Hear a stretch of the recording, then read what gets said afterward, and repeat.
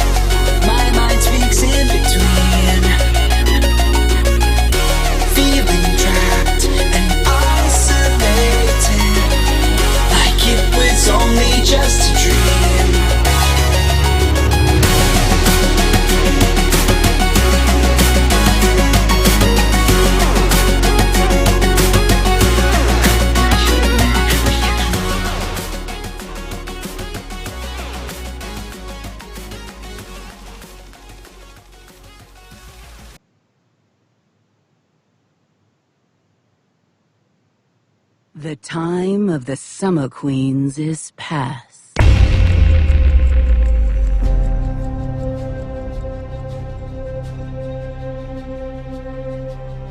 The time of the Star Queens has not yet come. Against the coming churn storm, there can only be a Storm Queen.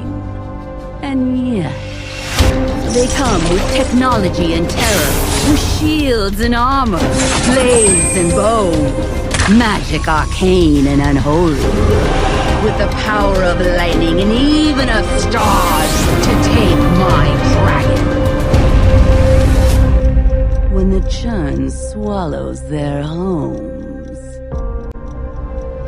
then they will kneel!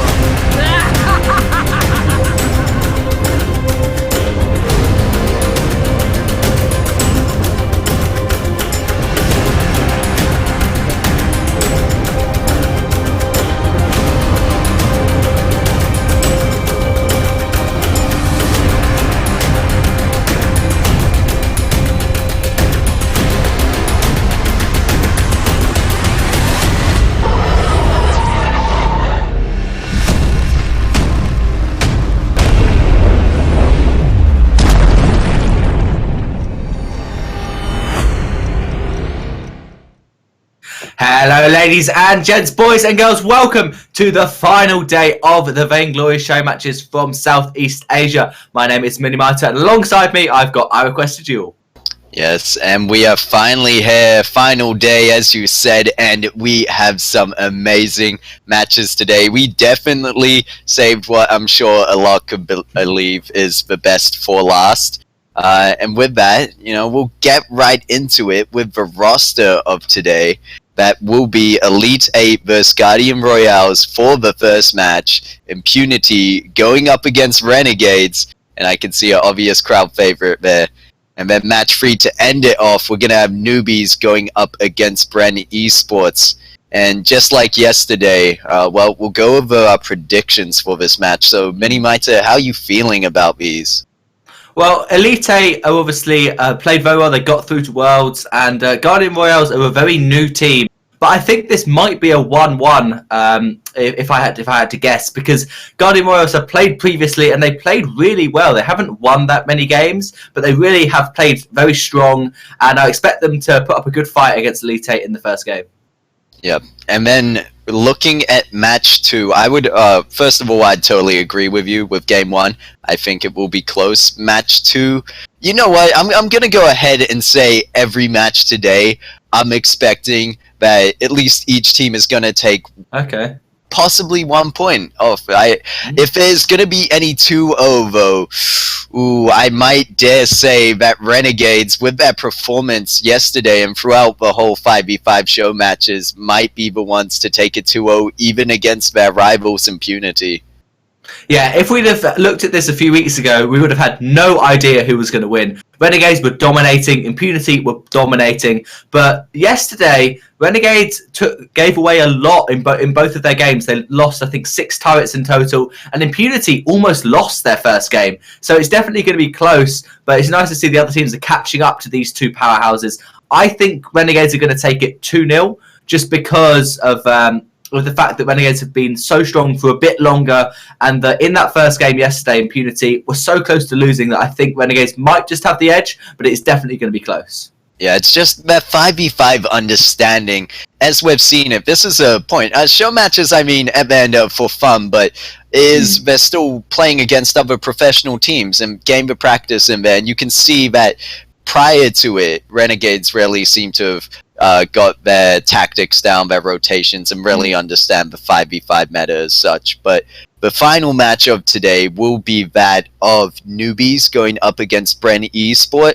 and Noobies put up a really good fight against what was Impunity yesterday, and then we've seen Bren Esports all around. As I said, I think their team fighting skills definitely up there with the best, such as Impunity and Renegades. But when it came to the early game, they kind of lost out a few objectives there. And as long as they can try keep control of that early game, they might have a smoother transition into that mid and possibly be able to take the win. Yeah, that is going to be a good game at the end, Noobies against Bren Esports. We know they're both going to be strong at team fighting. It's all about that objective, that meta game, understanding is going to be the difference between them. And that is probably going to be quite similar in this first game. So Elite 8 against Guardian Royals.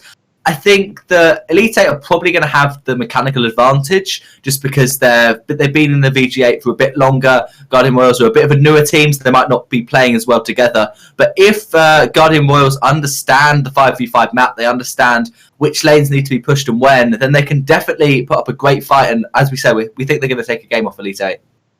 Yeah, we'll just have to wait and see with that, but really Elite 8, they've got experience on their side, but Guardian Royals, always up-and-coming teams, got something to prove for themselves, and we'll have to see how this match goes. I would have to call it 1-1, as you did prior, so I'm really not too sure what to expect. I think from the first match, we will see a bit of a trend, and then it's going to be the question of the second match, whichever team lost, if they can pick up on why they lost the first match and try and improve on that going into the second. Yeah, generally, if teams aren't quite sure what's going to happen, in the first game, they'll be very defensive, quite passive. At level 1, both teams will just take their own camps. They won't try and invade at all. And in the game 2, that's when the team that was losing tries to change it up because they realise if they do the same thing, they're not going to win. So maybe they have an earlier game composition. They try and go much more aggressive, try and just steal away enemy camps and try and get a snowball from there. But I definitely think that unless one of these teams has got a strategy in mind, so they draft trying to get the Koshka, maybe a crawl, trying to get that early game pressure, then it's quite likely we're going to see very passive until around 6 minutes in, which is when those turrets become weaker, and that's when you can see the split pushing and and really trying to focus on one lane. Yeah, I think that's a really another important factor to 5v5, even though the drafts and comps can be so versatile that you really have to play around your own comp's strengths. As you said, if they have that early aggression, then they need to utilize it. As always, we mentioned like the Koshka pick definitely being one of those heroes that you need to try and utilize for early ganking or mobility to get around. And then with, say, if you're going to a late game team comp, we actually saw yesterday where Impunity, they were losing out, but they just needed to get those items, get that power spike, and then they were able to pull through with their own mechanical advantage. But we'll have to see what happens, because I'm really, for me, it's a first for watching Guardians Royale, so I'm excited. Yep, and I think we are loading into Sovereign's Rise for the first game. So we're going to hand it over to Azurai and Luxuria for the cast. Hello, ladies and gentlemen, and like Minimiter and Irequest Duel did say, this is the last day of our 5v5 show match. My name is Azurai, and of course, joining me with me now is the lovely Luxuria. Hello, and yes, this is the last one, the first series of the last day of 5v5, and we do see Elite 8 going up against Guardians Royale, or Royal, I think, yeah, Guardians Royal. And there is one thing to be sure about, and that is what the Daz actually mentioned. It is just macro mechanics versus micro, and whoever comes up on top, of course, Elite 8 will have that advantage in terms of how they play in the smaller scale, like basically the micro strategy. And as for Guardians Royale, if they are gonna play like how they did in the second week, then it might pose a problem for them, unless of course if you can snowball with that mad advantage and constantly choose to prioritize over rather than just staying in their lane and pushing out their lane.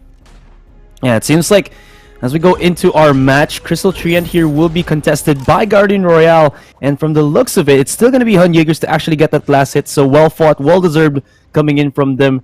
So like you said, lots of emphasis on being able to use your win condition on that composition that you made properly to be able to, well, obviously win the game. So, looking at this composition, feels like Guardian Royale's made a composition that's more for team fights, and then to some extent, Elite 8 here kind of went for a little bit of some skirmish with Split Push, having that Rona as possibly their split pusher by Anime Save Me. Yep, and I myself am expecting a lot of gangs coming out from that Grumjaw and Breza combo in this early game, but we'll have to see, because one flaw, or rather the con of Guardians Royale and how they play, I mean, it is not a wrong way to play it, but they put a lot of emphasis onto just, having 4 or even 3 or 4 members or 5 members who just gank a lane and then secure a kill, but just unable to translate, or transition those skills into objectives, which is the name of the game. So that is one thing that hopefully they've learned from their past and will not commit to mistakes like that ever again, because they are up against Elite 8, and they are very well trained, honed in this art of 5v5. Yeah, definitely a well-versed team. So Guardian Royale is going to be careful. Another thing I kind of notice here is that whenever we see a Rona pickup here, there's always going to be possibly the Baron pick to maybe counter her. But the problem with that is that sometimes the Baron doesn't counter Rona that hard if he doesn't get any support. So Kremot here using that Baron for Guardian Royale has to be very careful, because once Rona is able to stick to him, and then after he uses jump jets, still able to stick to him, he's going to be in a very, very difficult situation. Well, definitely. So what we are seeing right now is 1-for-1 kill, rather passive game throughout. But as we are talking about the the stagnation of this game, in this early part, in this early laning phase, at least we do see God's VN just getting very, very low, and we are seeing Incarnation on that Reza actually just stationary in that top lane alongside Official Hyde, and just receiving so much poke. I was actually expecting more so of a jungle Reza, and then of course just going from lane to poke, because if you are placed in the top lane, and as I was saying, although God's VN was very, very low earlier on, was able to just win out that duo against Han Jaeger in that mid lane. Yeah, like you said, that Grumjaw really provides some power here, even without the Grace, even without the Reza. Grumjaw with the combo from that Celeste was enough, and once he hits that level 6, their pick-off potential is definitely gonna rocket through as well. Once again, this bottom lane, something that you want to keep your eyes on to, because Anime Save Me is just putting a lot of hurt onto Kremont, and because of course he is that Rona, he keeps getting himself the weapon power buff in the bottom lane as well. He can just keep himself sustained and at the same time put the pressure to, you know, really big lengths against this Baron. Well, definitely. And Guardians Royale this time round did not play their usual strategy coming into this game. And instead, we are actually seeing a lot of Elite 8 and how their rotations is actually working out for them so far. Because in the previous pick itself, when Elite 8 was up against that of Boom Esports, I think, 2 weeks ago. Yeah, Elite 8 was up against Boom Esports, and Elite 8 definitely showed their prowess in terms of their macro play and how they just make full use of this map. And now, once again, we do see Rona picking up another kill for herself. Another kill for herself indeed, but simultaneously into the top lane, Official Hein was left by his lonesome to fend off for himself. Anime save me, look at that. This Berserker, I actually don't know if you can call it Berserkeress. It's really putting quite a bit of pressure, although it's not really insanely translating into last hits, but the Rona does have like a about 12 CS advantage top lane wise though. Gromcha overextended and he will falter. Incarnation will be spotted out as well. There is the initiation coming in from the Fortress as well as the Ardent, so maybe they can go for this dive in, but they decide not to, just in case that someone else might actually provide him some assistance into the top lane. Yep, and this is what we talked about yesterday as well. Basically, the chase potential of a team comp in that early game, which just allows you to just move around the map so quickly, pick off kills, and hopefully transition, or rather translate them into, you know, further objectives like a turret, and if not, then a ghost wing, which we saw a lot of teams actually doing. In fact, just look at that bottom lane. Anyway, saved me. Just going in for that 1v2 against Cremon and Immortal Warrior, but just able to get away scot-free with Into the Fray, out of the fray.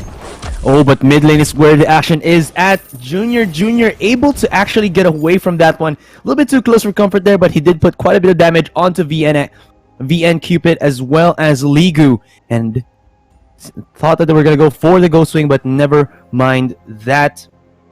Ooh, Rona, aside from, rather than building up into a Serpent's Mask, decides to go for the Sorrow Blade. So what are your thoughts on this one? We've actually seen the Sorrow Blade Rona come about before. It's not from Elite 8, I don't remember. I think it was from Renegades or Impunity, one of the two top powerhouses in Southeast Asia.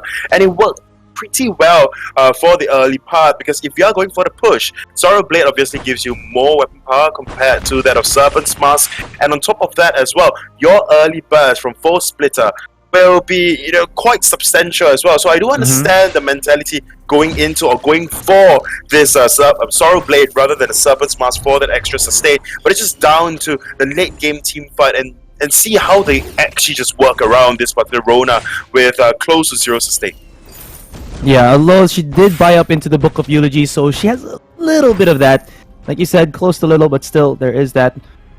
And well, after that pretty intense 6 kill, like per minute in the 6-minute mark, seems like we kind of like had a little bit of a stalemate here. But maybe actually too optimistic on that one, as Official Hein blasts a lot into Incarnation and into the bottom lane. Anime Sabi was able to wreck the bottom tier 1. He has to run away from Cremont though, as well as Immortal Warrior, but I don't think they have that chase potential, although Cupid is right here, might be able to maybe join in onto the fight, but it seems like Junior will save Anime Saving right there, and the damage is just going to be real. Another Heliogenesis uses the intervention coming in from Mortal World just to make sure that Ligo will not be in a world of hurt. And here comes Uranophobia joining in onto the fight. Hundjägers charging up his Hellfire Brew, going aggressive onto this Celeste. Has to back away, but the damage is going to be real. But nice zoning out coming in from the Celeste. Uses the ultimate, hits 2. Uranophobia could be in a very dangerous situation, but Hundjägers still going with the auto attacks. Junior wants to go aggressive, but never mind, as the Ion Cannon will push them back.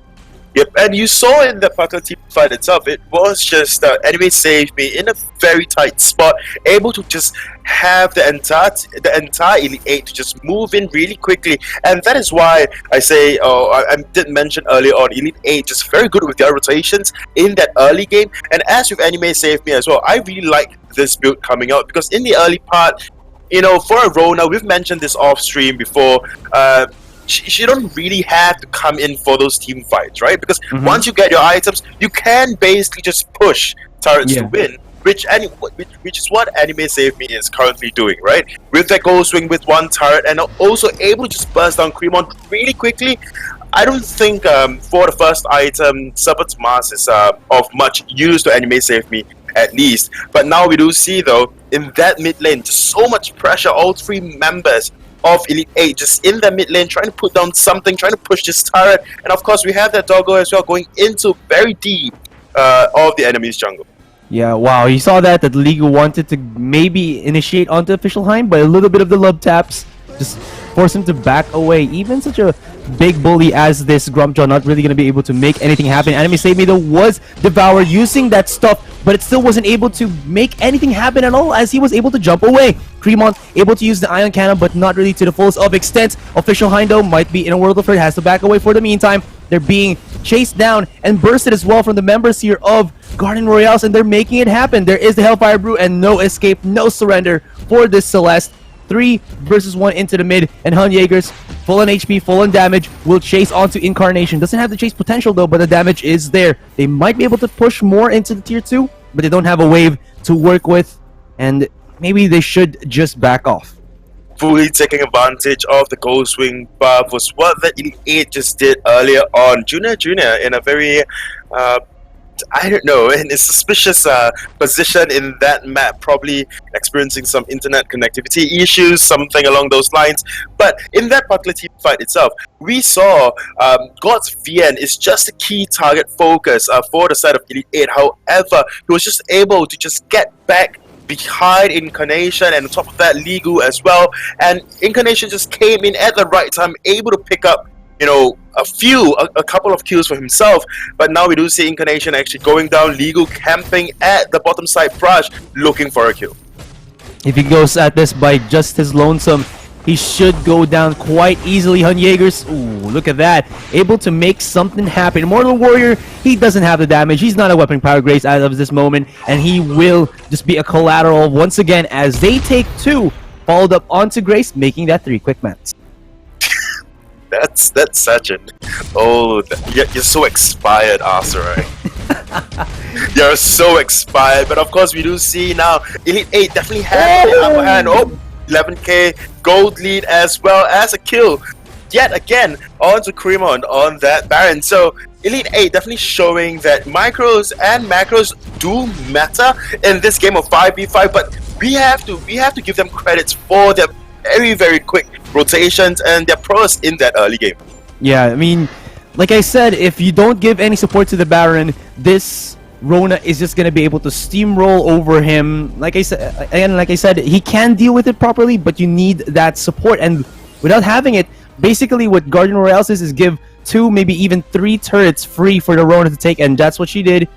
Although Guardian Royales had to still deal with the other members here of Elite 8, but at the end of the day, it's just, you know, that macro potential we're talking about, able to push into the bottom lane, able to push into the top lane, or even get objectives as we go for a possible team fight. They already have the shield from the Ghostwing, so they can go aggressive into this one. And Incarnation was caught right off the bat, uses the ultimate to get away, but it's really not going to be enough. Official Hind in a 1v1 against Cupid, but without the heal, Genesis popping, dropping, he's just going to be lopping off his head. And here into the mid lane as we follow through, Cremont blasts him away with the Ion Cannon, but still at the end of the day, it's not going to be enough. Anime Save Me has come back into the fight and will be shattering down this armory into the bottom lane. That play coming out from Official Hind as well. Basically, the ace aside, 360 no scope onto that of God's V and Cupid, stunning her out for majority of the team fight and just able to just get pounced on by the entirety of Elite 8. So very well played in that particular team fight, but Immortal Warrior now getting very low. Another team fight may just break out. Oh no, Immortal Warrior. Yeah, it's going to be so close, but he does get into the safety of his base to be able to heal back up. Official High might be in a world of hurt here, might be in a very precarious situation as members of Guardian Royales will try to aggress upon him, but because the Rona is there, she'll be able to actually zone some of the members out, kind of splitting up the forces here of Guardians Royale, and that's going to be an ace for Elite 8, and this Vein Crystal is exposed, so it shouldn't last for long, and there you go, Kerpow, game number 1 will go into the hands of Elite 8. Oh, 14 minutes game, Guardians Royale. They are definitely feeling the hurt and pain. The desk have mentioned it will be a 1-1, or at least that's their predictions. And let's just see if Guardians Royale can bring it back in the second game. But for now, let's have the analysts break it down further. So, take it away. Thank you for that, Luxuria and Azurai. And that was a very dominating game from Elite 8. They just wrecked Guardian Royals, I requested you.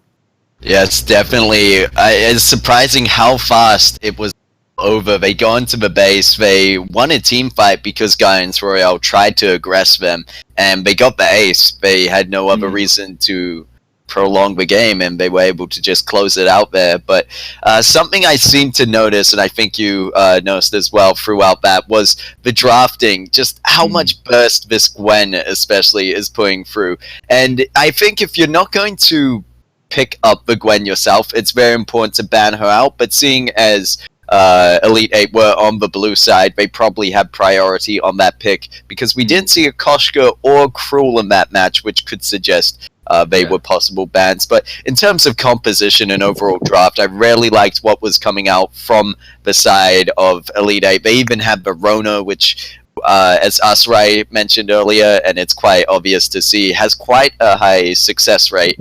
And then the Baron pickup, I think, could have been good if it made it to the late game, but that's really where the problem was for the side of Guardian Royale. They weren't given the chance. Yeah, looking at the compositions, I think that Elite 8 had Fortress, Gwen, and Rona, three of the strongest heroes this patch. And to let all of them through is, I think Guardians were just lost draft there. There wasn't an awful lot they could do. They tried a nice early invade into the Crystal Tree, but there was only 2 members there, so that allowed Ringo to just take it, and he managed to secure the last hit. It was kind of a 50-50, whoever would get the last hit. But if you're going to try an early invade, you need to be going a lot more aggressive. You need to outnumber them to force Ringo to run away, because they forced Gwen to port home, but they didn't do anything to Ringo. They just waited in the bush, put a scout come in there, and then tried to steal the Crystal Tree away. And after that, they did absolutely nothing. One thing I want to point out is Rona built perfectly. Solar Blade, Tornado Trigger, and working towards the Tyrant's Monocle at the end. It's the perfect Rona build for what he was trying to do, which was just focus on the lanes. When Rona was pushing down the bot lane, take down the turret, then would jump onto Baron and 3-shot him, then push down the next turret, take it down and run away. So it was a perfect Rona build, and it was really tough for Guardian Royals to counter that with a Serpent's Mask Baron. Yeah, as Luxury mentioned, it definitely was the Soul Blade pickup there for the early game damage, and as you said, that translated well into what they wanted to do and how the game played out for them. Yeah, we are now loading into the second game between Elite 8 and Guardian Royale. So the question is, can Guardian Royals come back and make it 1-1 as we predicted, or will Elite 8 take this 2-0? There's only one way to find out. Luxuria and Luxuria and Azurai, take it away. Thanks for that, Mini. And, well, check this out, Luxuria. It's gonna be Guardian Royales to actually claim a Rona. You think there's gonna be a difference here? I mean, being able to pick this, I would say, top-tier split pusher for their composition right now. To be completely honest, it will be just down to the build that Incarnation will want to go for. Because if he does opt for the Serpent's Mask, it means that he will be ripping, letting it rip for and within team fights itself. But if he does go for that, early Sorrow Blade, and then on, as like you say, the pinnacle of a split pusher Rona is, then they might well for them. And on top of that as well, I'm really liking the Scarf pickup coming through as well from Guardians Royale. Guardians Royal. Okay, it's Guardians Royal. So with this Scarf, generally we do not see quite a lot of Scarf, because in team fights it's really just very weak. Spitfire can be body blocked, and in general a subpar mage compared to that of Celeste. But the only reason I'm liking it is because of that pushing power of Scarf, as with 3v3, as in 5v5 as well. So as long if Han Jaeger do not take care of that lane and do not work well with that wave of his, then God's VN Cupid can easily just push it down. Yeah, and I guess to a certain extent, his goop is going to be pretty important in being able to maybe, slow down the rampage of the Koshka and even the Gromtra, maybe in the team fights. If it's just a bit too congested, he can use that goop to at least provide a little bit more soft CCs in the skirmishes to be able to give Garden Royale that maybe a one up if ever.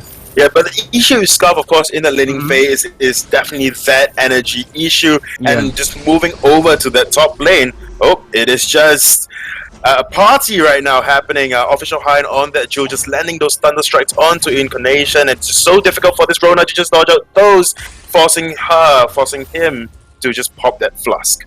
And while that was happening in the top lane, bottom lane wise though, Oranophobia was able to actually claim a little bit of free farm by his lonesome there, and the Gwen was able to transition. Here comes Anime Save Me on his own Koshka, and I think we were talking about this like 2 weeks ago, that out of stream, that Elite 8, they haven't really played with Anime Save Me as a team because they were kind of using him as their secret weapon, if I'm not mistaken. So they're kind of like, allowing him to have like a special training, and well, it kind of showed a little bit on the first game, but we'll just have to see on the second one if it does.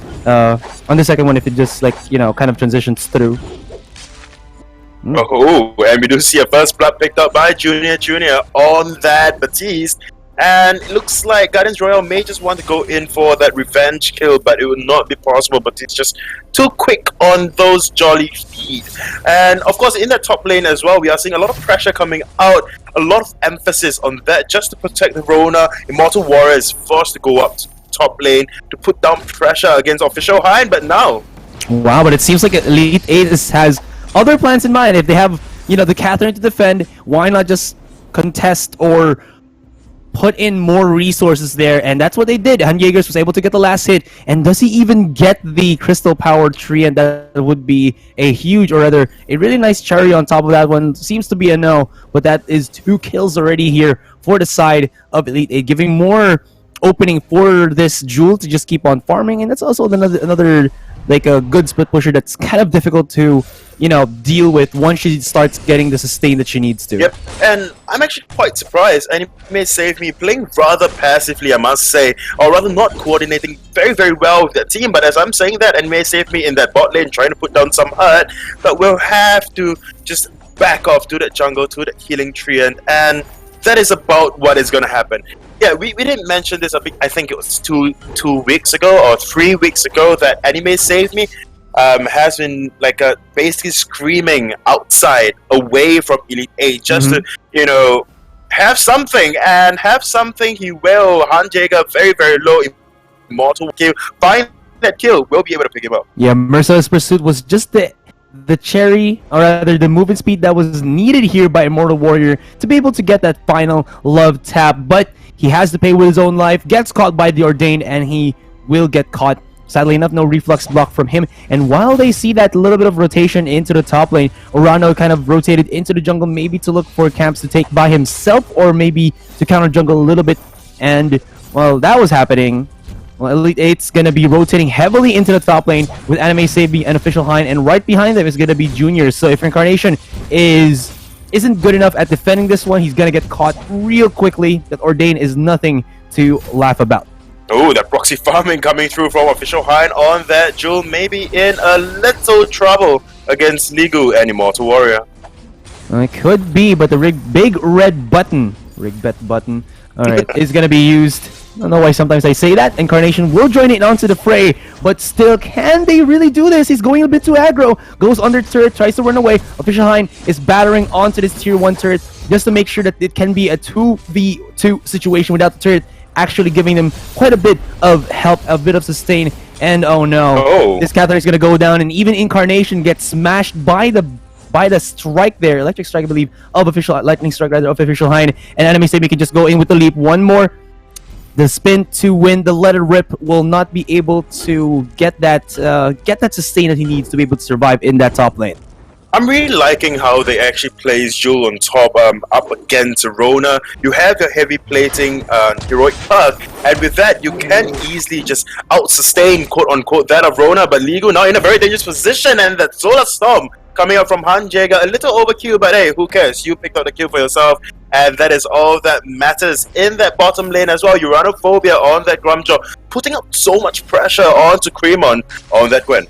Man, this rotation's coming out from Elite 8 is just something to behold. Garden Royales, this is what happens when they kind of lost their how they dictate this game. If they allow the opponent to, they're just gonna try to answer what they do, not really provide a answer themselves. So it's kind of like, again, just Elite 8 controlling much of this game, and they're already kind of losing a lot. Already what, 3,000 gold lead for Elite 8.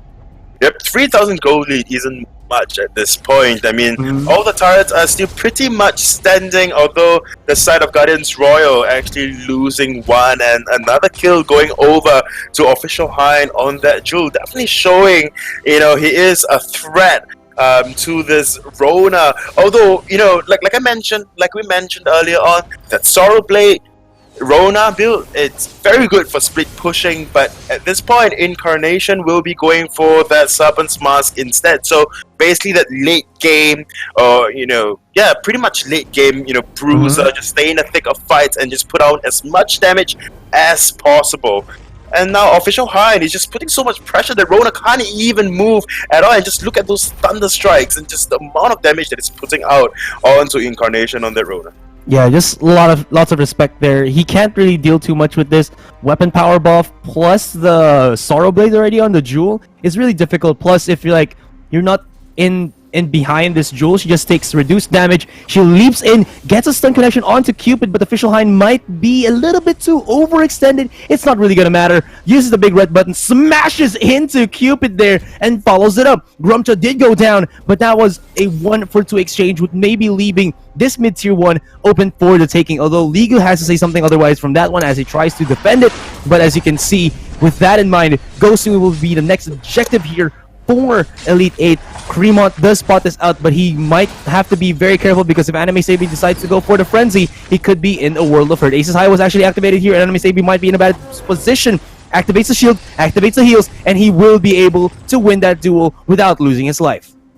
Well, that is a close one for Anime Save Me, but of course, Cremont could have just saved and just hit in that bush, and then just go in for that, hope for the best, Aces High. I think that is what Gwen is all about, that gamble, but that wasn't quite the case, risking his own life and not able to get anything out of it as well. Incarnation goes into the fray, but in a very dangerous position.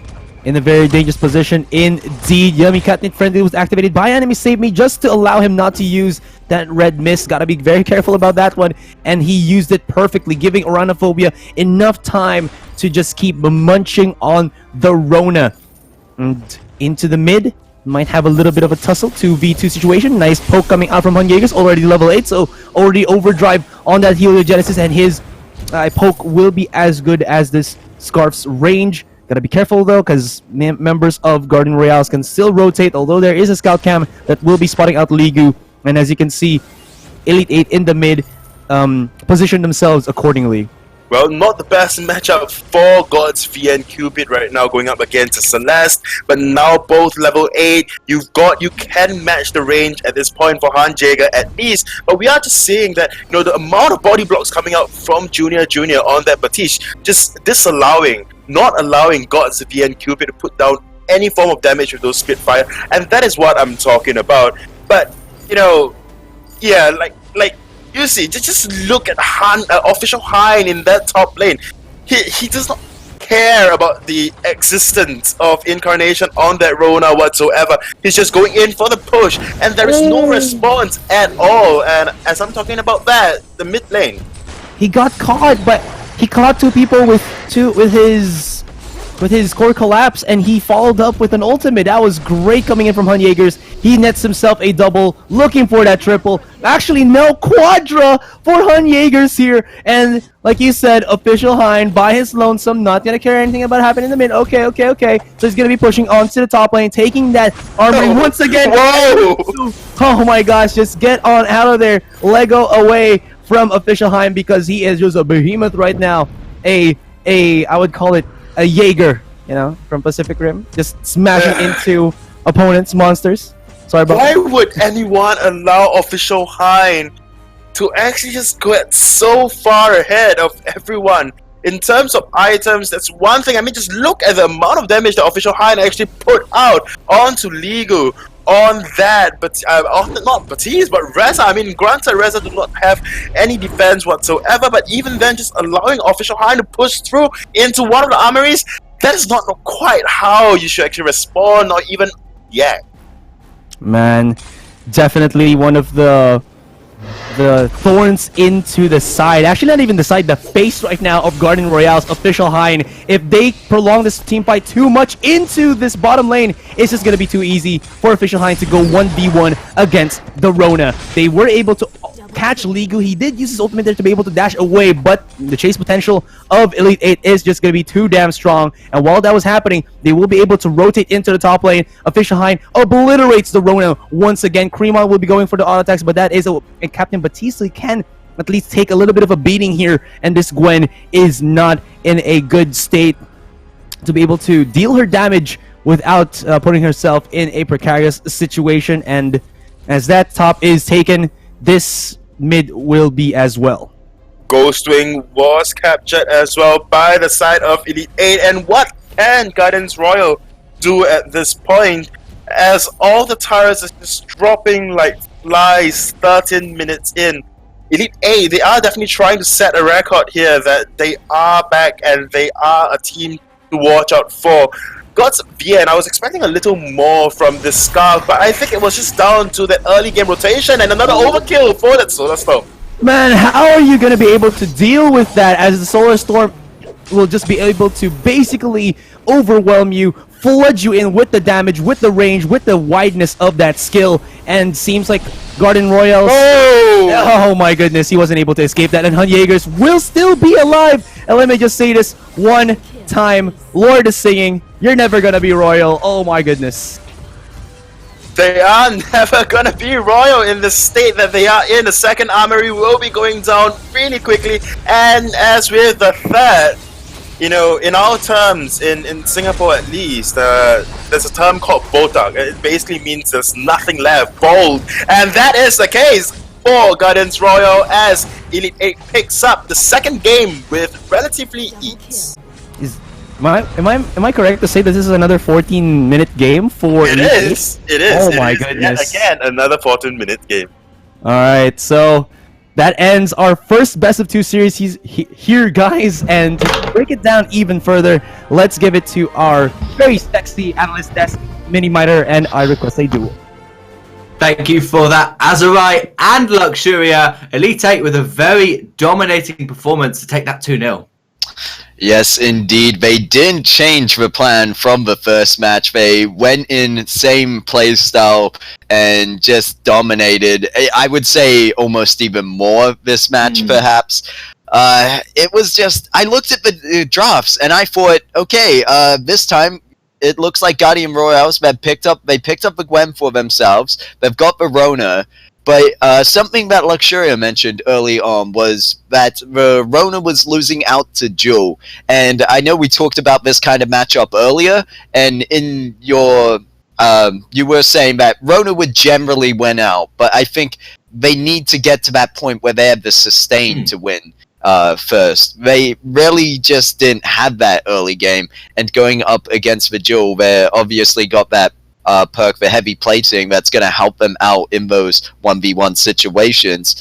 And then, I mean, after that, it just was up to Elite 8 showing us how good they were.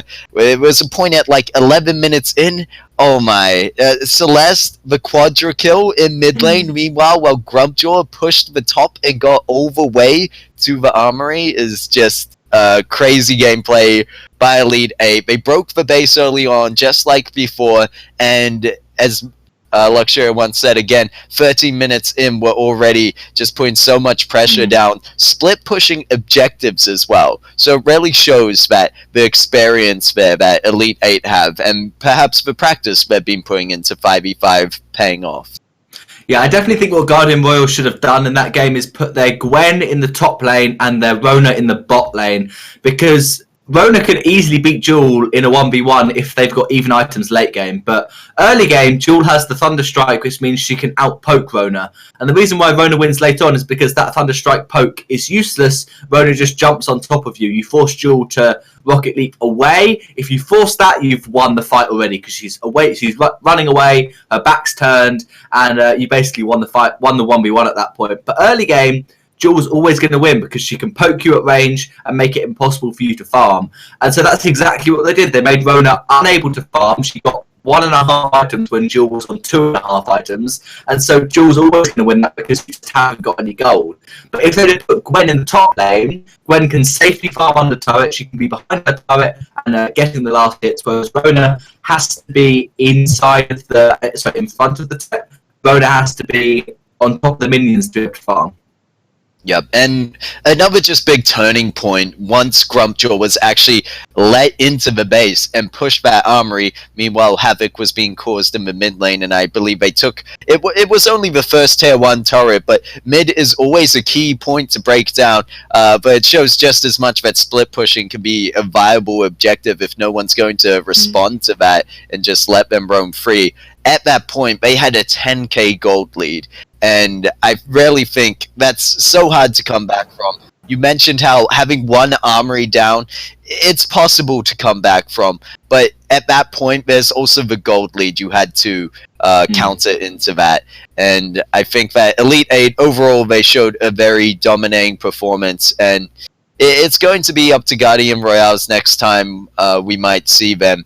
That if they're going to be able to learn from these games and work on just keeping their lanes managed. Yeah, they definitely did well in the second game to get a good composition, but if they had just switched those lanes, it would have been quite a lot easier to farm up. And obviously, once Elite 8 got that lead, they did really well at snowballing and making sure there was absolutely no chance Guardian Royals would come back. That is it for the first game, but we're going to head to a quick break, but you do not want to go anywhere. The next game is the one everyone has been waiting for. It's Impunity up against Renegades. Don't go anywhere. See you soon.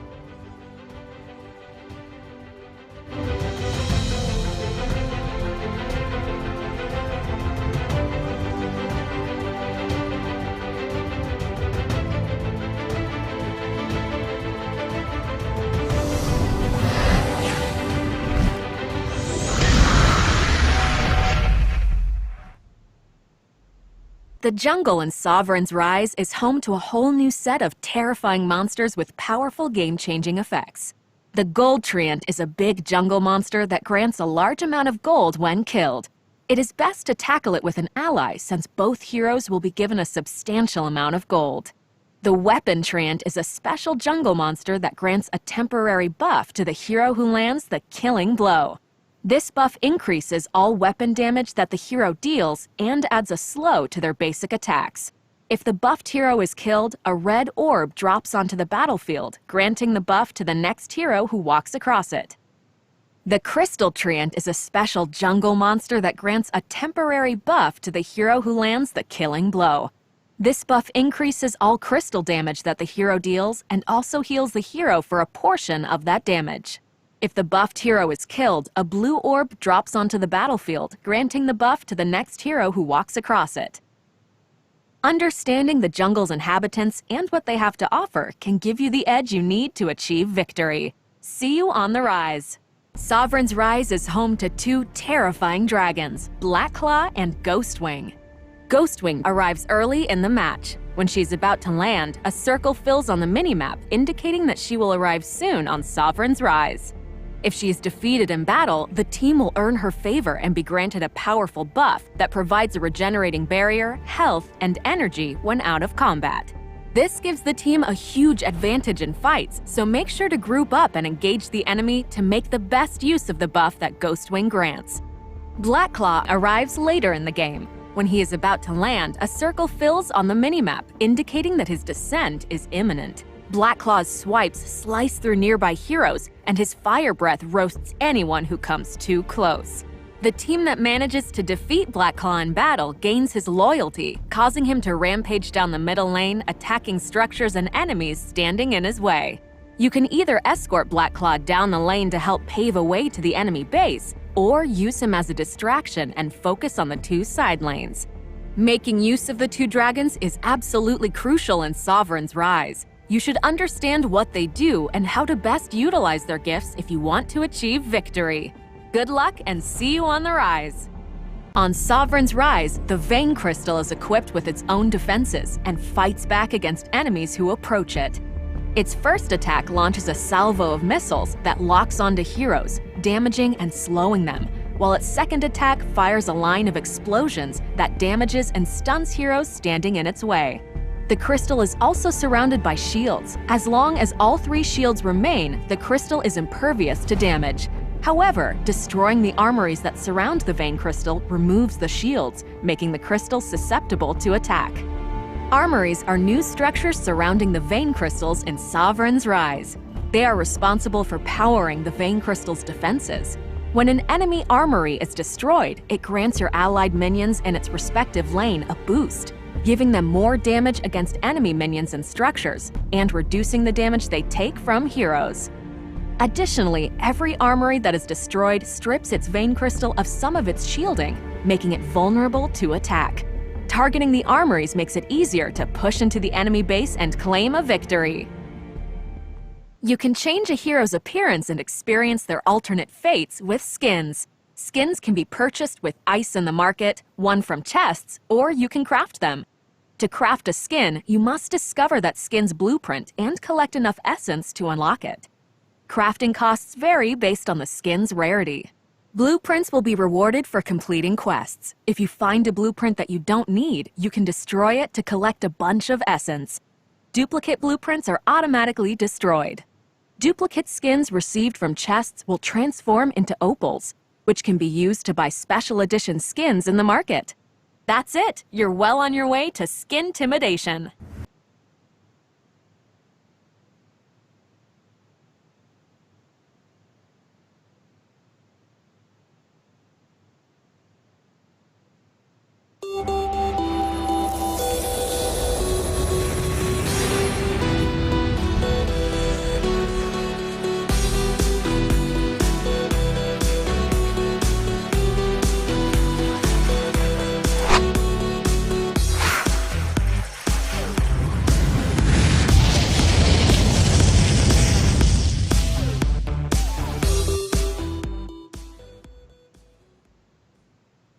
The time of the Summer Queens is past.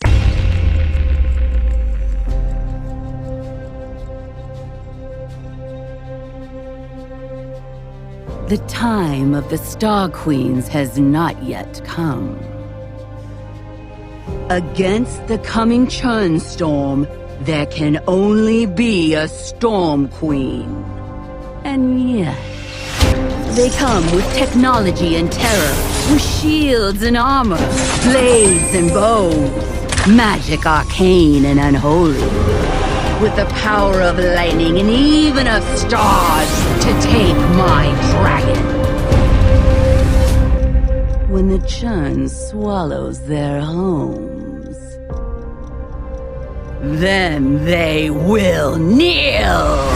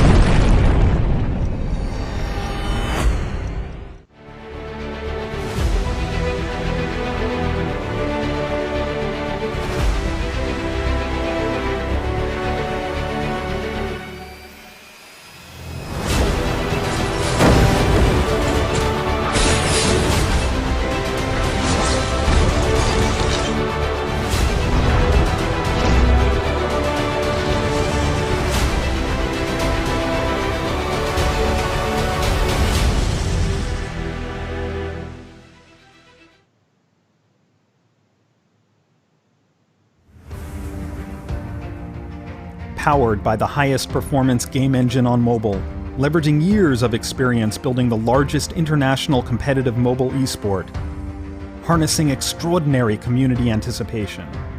This February, Super Evil Megacorp will unleash the category-defining 5v5 battle arena for mobile. The first and only true 5v5 MOBA on the mobile platform, featuring graphics that put the copycats to shame, rendered at a smooth, flawless 120 frames per second.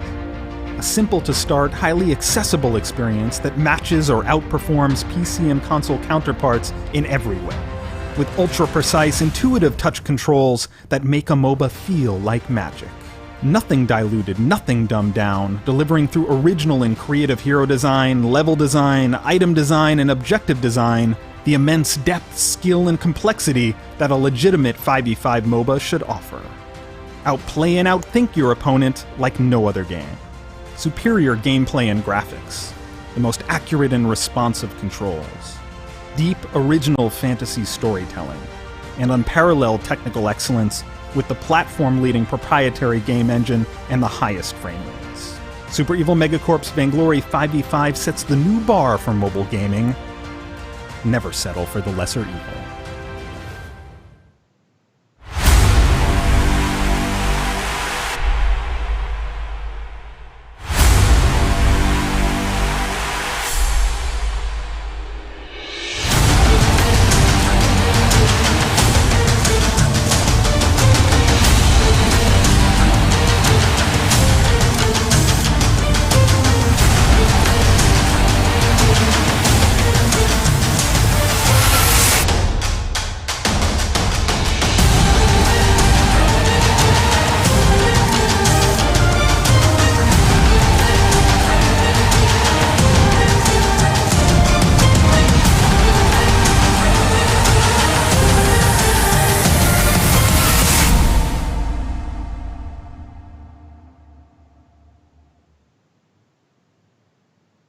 The time of the Summer Queens is past.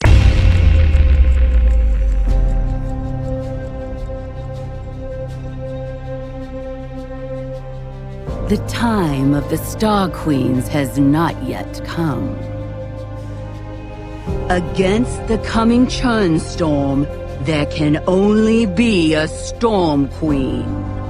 And yet, they come with technology and terror, with shields and armor, blades and bows, magic arcane and unholy, with the power of lightning and even of stars to take my dragon. When the churn swallows their homes, then they will kneel!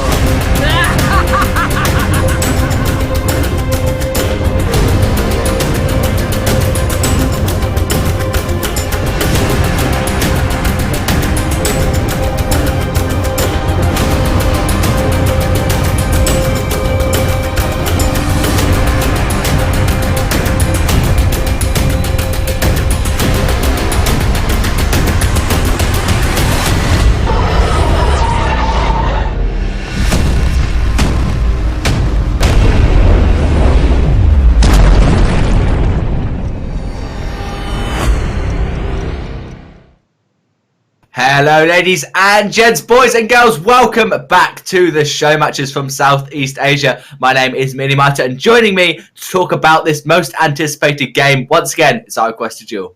Hello once again, and indeed probably what could be considered the most anticipated game of these Vainglory 5v5 show matches in Southeast Asia would be that of Renegades going up against Impunity, which is nonetheless what we have up for you right now, as you can see in front of your lovely faces. And it will be Impunity starting on the blue side, Renegades over on the red. And I think this really, when it comes into drafting, and it couldn't be more important for two top teams like this to really get those picks you want, that it's going to be in favor of that of Impunity, at least for the first matchup. Because this is a best of two, however, Renegades will get that same opportunity in the second match. But you were predicting it to be 2-0, and I could kind of agree with you there with Renegades' past performance, but I'm sure whatever draft they pick up for themselves, or maybe we can't say whatever draft exactly, I believe in Renegades to make a smart draft here and be able to play to the win conditions of that draft.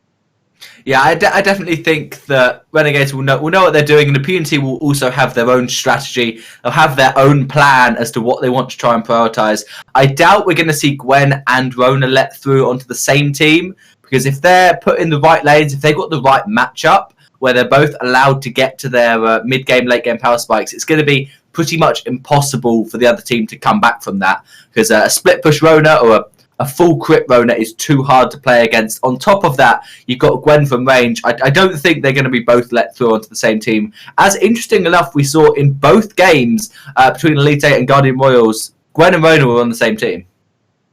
Yeah, I mean, as you mentioned, like, it's about how you utilize them. Because although Gwen and Rona ended up on Guardian Royale's team for that final matchup, it wasn't very favorable matching in terms of laning. You had the Rona going up against Jewel, and Gwen, I can't remember who they were up against in the bot lane, but I mean, Gwen is probably going to do well whatever lane you put them in. It's just how you're going to help out that Rona get to the late game where they need to be. We saw in the previous match when Elite 8 had Rona on their hands, they picked up an early Sorrow Blade, and they just made sure that when they were ganking and harassing that Baron, that they were able to get some decent damage down and then force them out of lane, giving them the opportunity to push for those turrets. But I think that's something that the Rona of Guardian Royale was kind of denied in that top lane.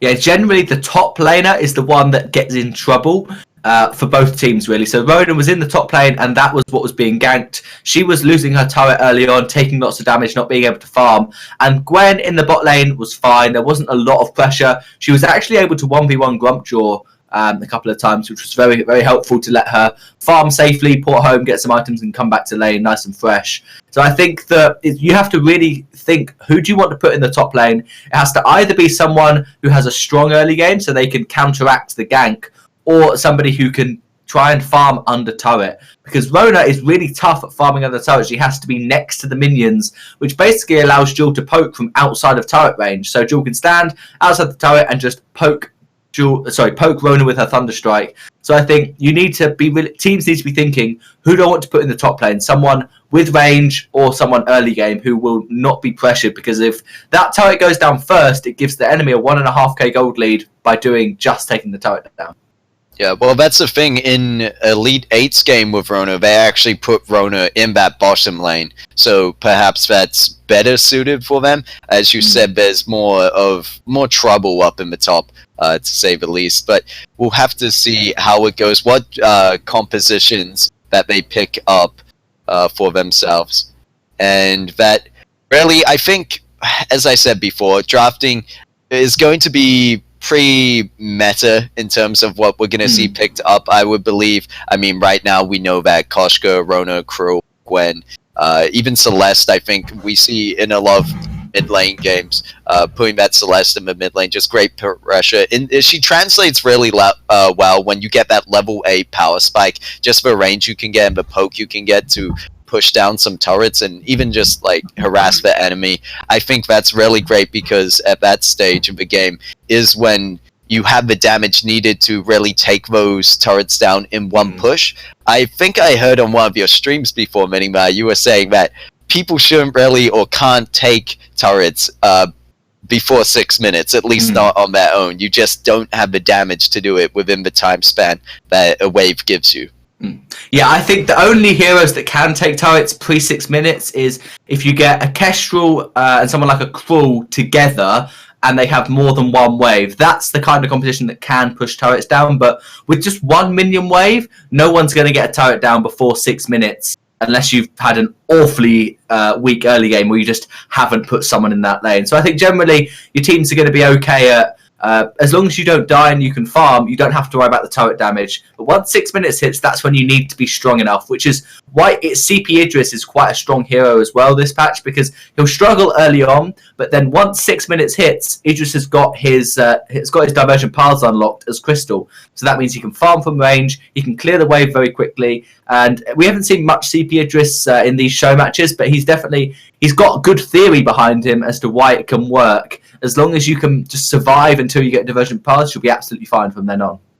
Yeah, I think that's almost what's more important. But if you're able to hold out until the late game, it just takes one team fight to come back, and then you rarely have that damage to push through objectives easily enough. And that's something we saw Impunity do yesterday, so I wouldn't take it away from them that they wouldn't be able to do it today up against Renegades if they're able to hold their ground. But if Renegades show any kind of performance like they have in the previous weeks, they've just been snowballing early wins. They know how to control these lanes so well. They pressure the enemy in certain areas, and we talked about this, the reaction kind of game. You can choose to rotate to where that pressure is, or you can choose to rotate the opposite side of the map and create your own pressure. As long as you're getting a trade for it, is still worthwhile. But if you go there to defend it and you get overwhelmed, then you're losing out.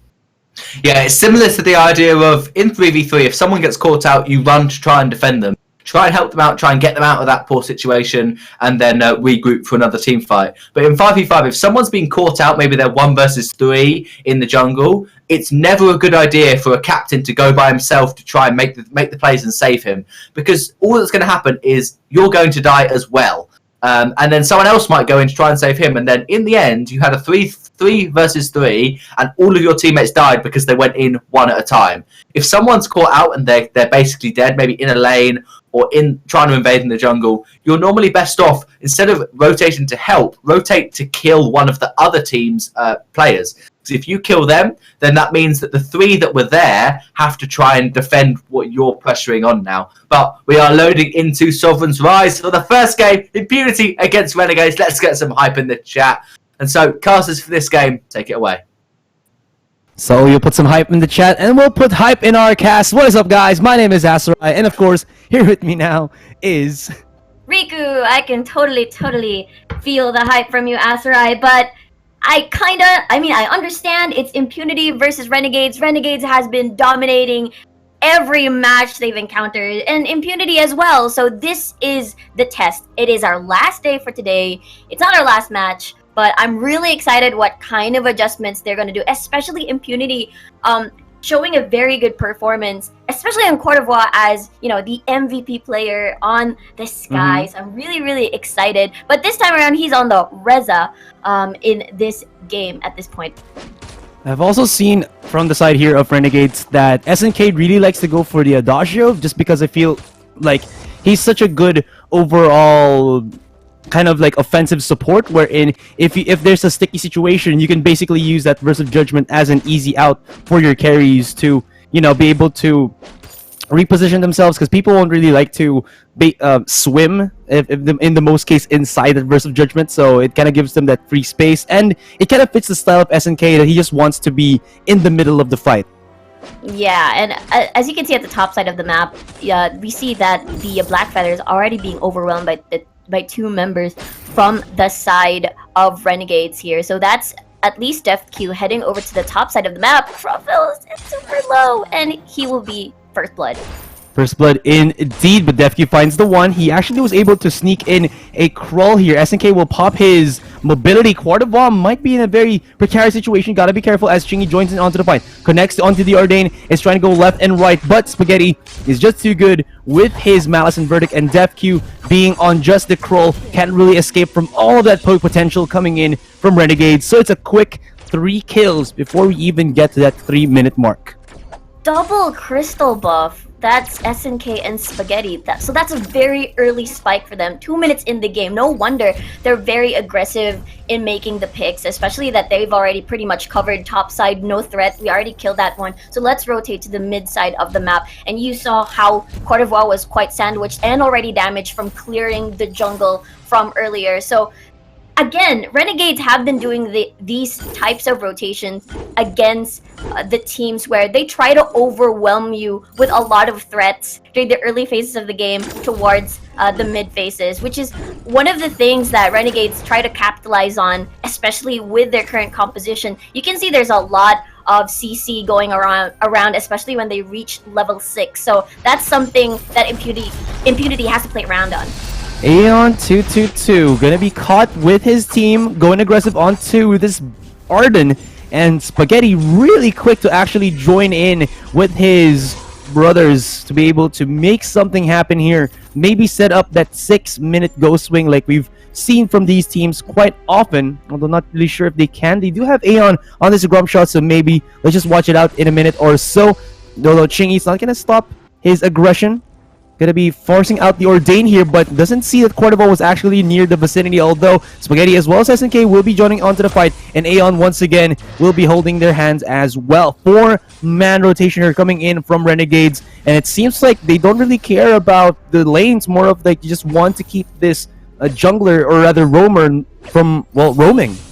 It's a 3-man goon squad here for Renegades, and it's working pretty well because there's so much vision being laid down at the bot side of the jungle, and that's why they're confident in making these plays, and they always outnumber them whenever they engage. So it's one of the things that Impunity most likely will repair over time during the course of the game. As you can tell, there's so much vision around the riverside, and we'll see what Impunity has to say for this, as you know, it has been Renegades that has been dictating the pace of the game so far, but we'll see if there's going to be a weapon power buff steal here.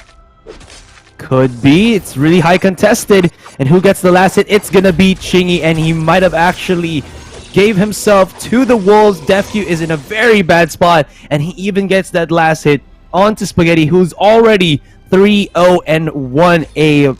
How is that, like 90%, 80-something% kill participation? Really scary coming in here from the mid laner of Renegades. Renegades is everywhere. The moment that you think, oh, okay, maybe this is going to be a 1v1, two members just come right in.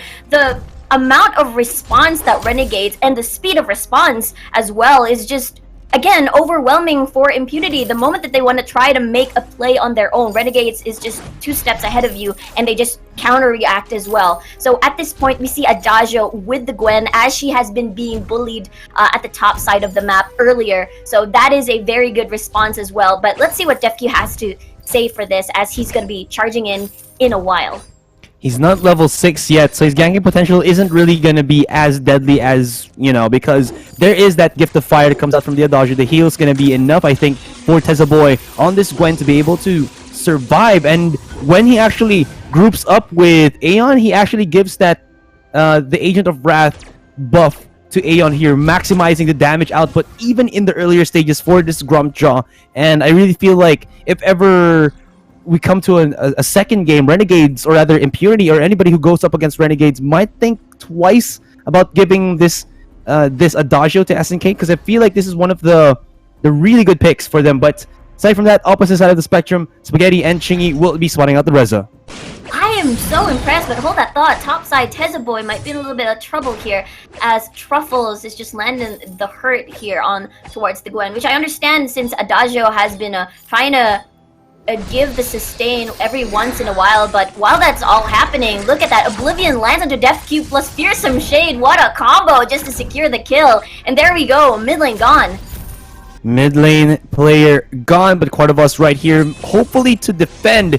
Although Spaghetti's doing the best that he can to keep those pellets just hitting onto the turret. One more auto attack should be enough, but he still survives with a smidgen. Captain Minion, come on, get that last hit. Nah, it's gonna be the Adagio, and Cordova joined in to the fight, hoping to get some damage in. He does though, but at what cost? He will be giving away his life right there. An agent, or rather gift of fire onto Chingy, giving him much needed heal to be able to survive that bout right there. Ink will be joining in onto the fight, activates his ultimate, trying to aggress onto SNK, does have the shield, and the damage will not be enough. And Aeon even joins in later on, uses the stuff, puts it in, and right after that, a second Fearsome Shade comes out along skirmish to come out, and 7 minutes into the game, we might be seeing a tier 2 turret in the mid lane go down. Aces high to connect onto Quarterbois, and he's not going to be able to escape. Hero kill, Aeon very low, but like I said, the SNK will be providing the sustain. The level gap of Renegades towards, in comparison to Impunity right now is insane in terms of the important skill kits to actually protect your carries from Impunity. But due to the fact that, there's still no gauntlet, they're forced to respond to these jungle steals, jungle invades instead of farming, is what puts so much pressure on Impunity's side that it's hard for them to actually win these fights. You saw how Renegades is so fearless. They just stayed. We saw a second fearsome shade. That's how long they stayed in lane, because they know that they have the advantage so far. And as you can see, they've been getting buffs after buffs in their own camps and as well as the enemy's camp. So it's Impunity playing the defense sequence, if you will, in their textbook. Oh, okay, they're invading our jungle, we have to respond to that. And you cannot blame them. They really have to, or else they're gonna keep bullying you out of your jungle. The real question now here is, what's gonna be their answer for Renegades, I would say, in like type of skirmish composition that has a lot of control? Because if you think about it, there's a lot of crowd control or disables that come out from a Samuel and this Batiste. Once they have that Fearsome Shade and Oblivion up, there's not really much that you can do. And add that to the Verse of Judgment that I keep saying that SNK has, it kind of makes it super difficult for anyone who tries to dive in onto the members of Renegades to actually make something happen. Like, just something like that. SNK is going to go aggressive here onto Quarterbois and hopefully to maybe get this mid tier 1, but Aeon, he's just going to be able to say nom nom, stuffing himself with a little bit of the meals, and he'll be able to save this mid tier 1 for himself. Man, Renegades, they've been playing the numbers game time and time again, and whenever you spot one member from Renegades visible on the map, when you arrive there, turns out there's 4, but looks like Truffles will manage to eliminate that, as Renegades will continue with the Ghost Wing here. Let's see if there's going to be a steal. Are they going to be able to steal this, though? It's going to be... Nope. It was supposed to be tricky, but it seems like he just gave away his life, and Truffles will get caught out here. Arden goes kaboom. There you go. But because the Gwen did go down into the top lane, Trapeze on this Blackfeather will be able to hopefully put some damage onto that tier 2 turret, but without his wave, he really can't do too much. Exactly. I mean, I really like the different trend on what the teams are doing right now, because I remember before, back then, it's always has been towers are being prioritized. Kills to towers has been being prioritized, but this time around, it was more like a reward for getting in the lead in terms of stealing all these camps. So they keep doing the numbers game, so they keep doing these 3v2s for Renegades, and it's working out pretty well for them. And that's SNK super low at this point, so but we'll see if they'll manage to escape safely. But it seems like there is no escape, no surrender, no mercy. Look at the damage coming in from Aeon. That first item tension bow still proving to be a huge boost of damage in this stage of the game already, and with the help from his team, able to basically run rampant. And as you can see, Tezaboy will be having to defend against Quarterbois, and Defky uses an Aces High onto a different location, which is a little bit weird, but Defky and Quarterbois got a port back right now, as it seems like there's going to be a lot of blood shed into that mid if they don't escape. Looks like the second tier turret has been saved, but I guess that is actually a very good response. So as they were clashing at the bottom side jungle of Impunity, at least they took their time in destroying the first tier and doing a little bit of damage for the second tier. But then Aeon222 has been doing a trading of objectives here, and it worked out pretty well for Renegades as well. So Renegades has been a team to be the type that creates pressure everywhere, not making hot spots in the top side of the map, not bottom. They're a multi-pressure type of team, which is very overwhelming for Impunity at this point. Nice Oblivion will put the Arden to sleep. The craziest thing in terms of itemizations for Renegades right now for me is the double War Treads, double Echo on, or rather, Echo and War Treads both on this on this Adagio as well as the Batiste, meaning that they have double Verse of Judgment, double Fearsome Shade, and double movement speed boost for the War Treads, meaning that Renegades' team composition has a whole chunk of crowd control and a whole chunk of mobility. That's pretty crazy.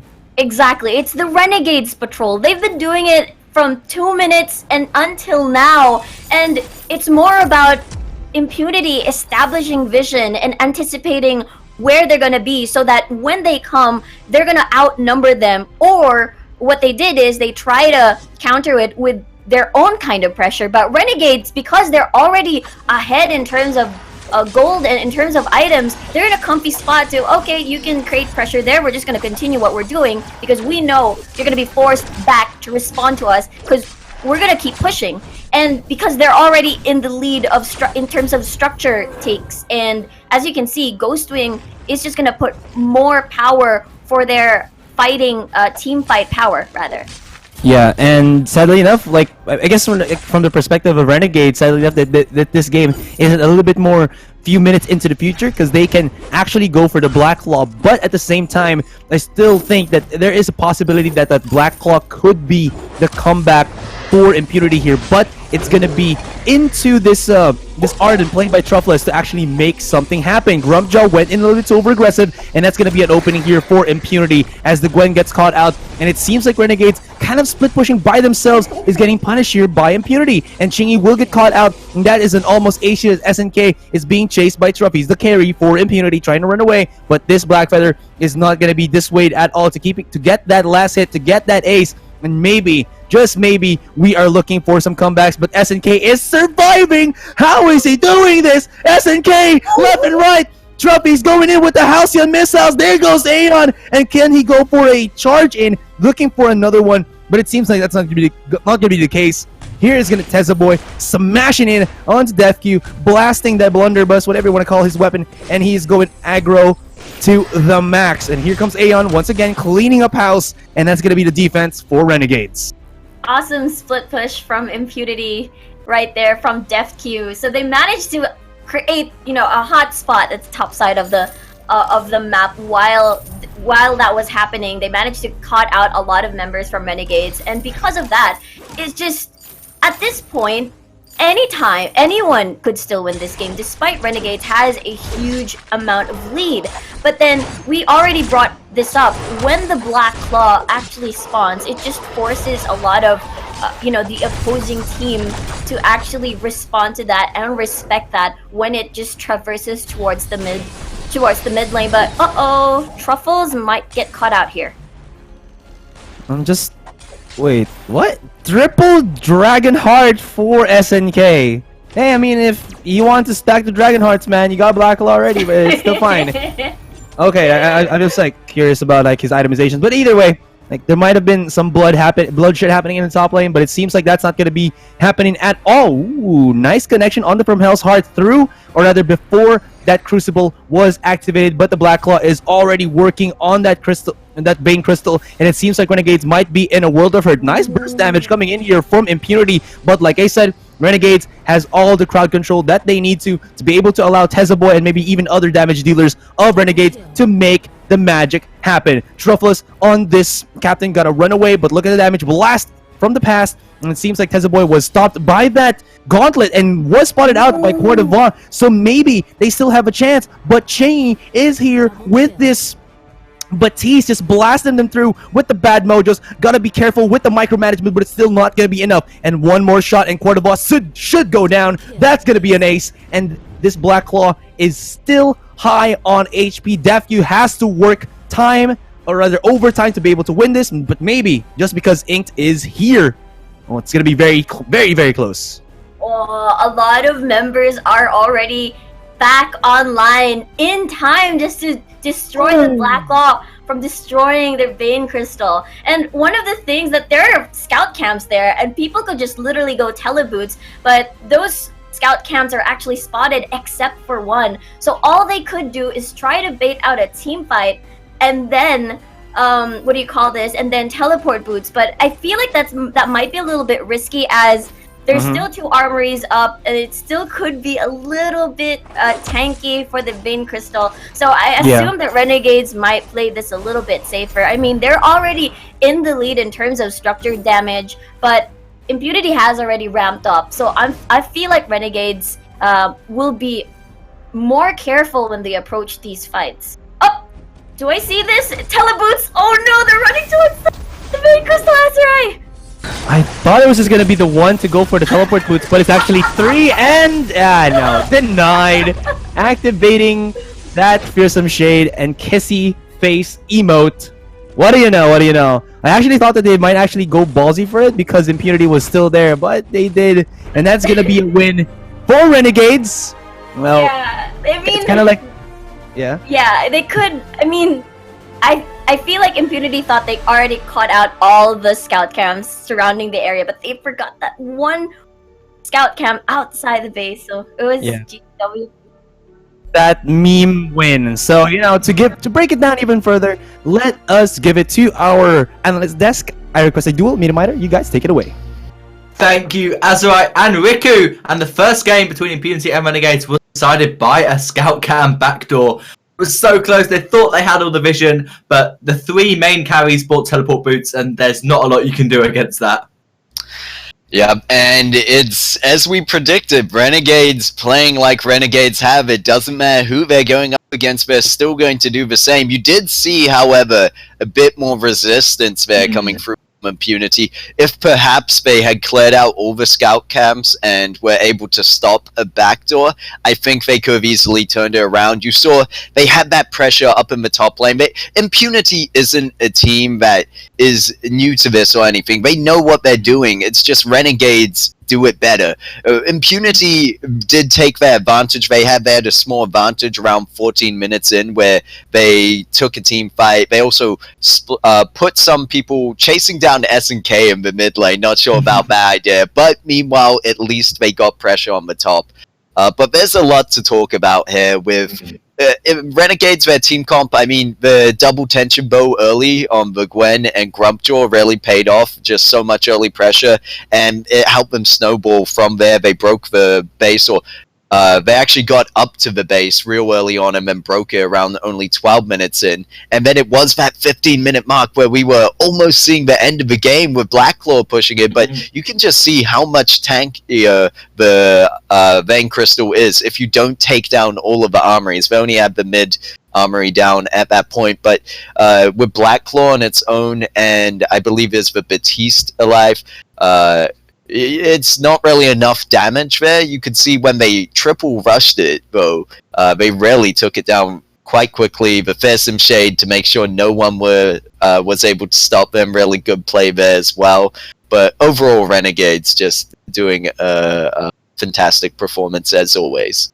Yeah, it really was well played from Renegades. But Impunity, big shout out to what they did throughout that game. Renegades got the early game advantage. They had a really nice early game advantage. But whenever they were taking a turret, Impunity tried their hardest to counter that with getting their own turret. So they wouldn't just lose a mid turret. They would try and trade. And it wasn't always a great trade. They lost a mid tier 2 in exchange for a top tier 1, which you are losing that exchange, but it's better than nothing. And so when they got the team fight wins, when they got that almost ace, which we'll come back to, they had the turrets already taken down so that they were in a really good position.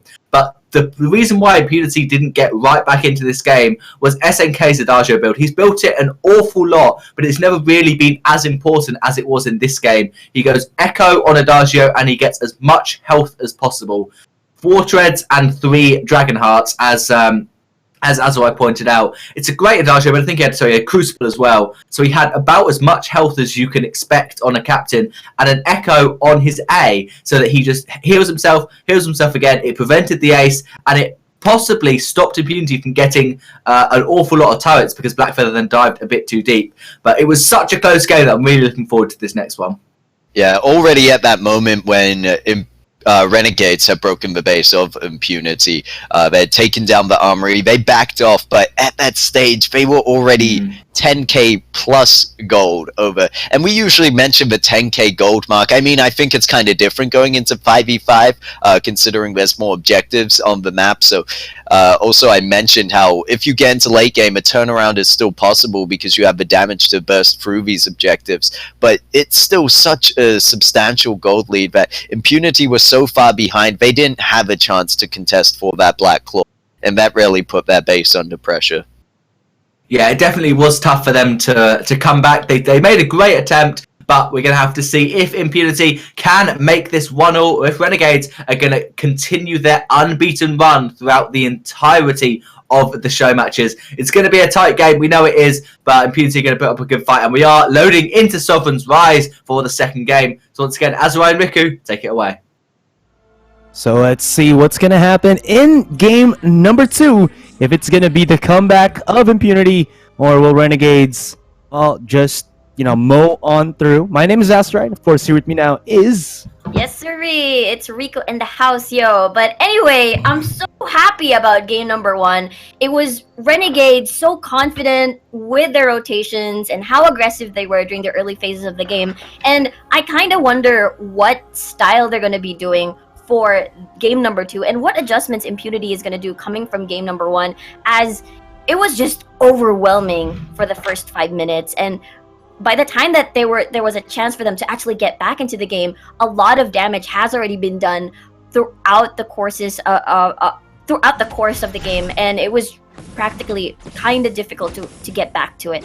Yeah, I feel like the reason why that happened the most is that, again, you saw that there was so much disengaged potential from Renegades once they had the I believe the Adagio and the Samuel, right, with the Oblivion and that Verse of Judgment. I think it's a good, or actually even with the Batiste, so it's kind of good here that Impunity got Truffless on that Batiste so that they have their own disengaged potential, because even though they in their composition they have this Arden, I don't think the Gauntlet is enough to stave away at the pressure, if you know what I'm talking about, because like they need at least something else to prolong the team fight in their favor, not prolong the team fight in the favor of Renegades. Exactly, and they played their ult spikes quite well during game number 1, where, okay, we're level 6, they're still level 5, they don't have their key ultimates yet, especially for the peels for their carry, so let's push on with our level lead. And that's what they did. It worked out pretty well. But I'm loving this from Impunity. This is Court d'Ivoire on the Sky, which has been,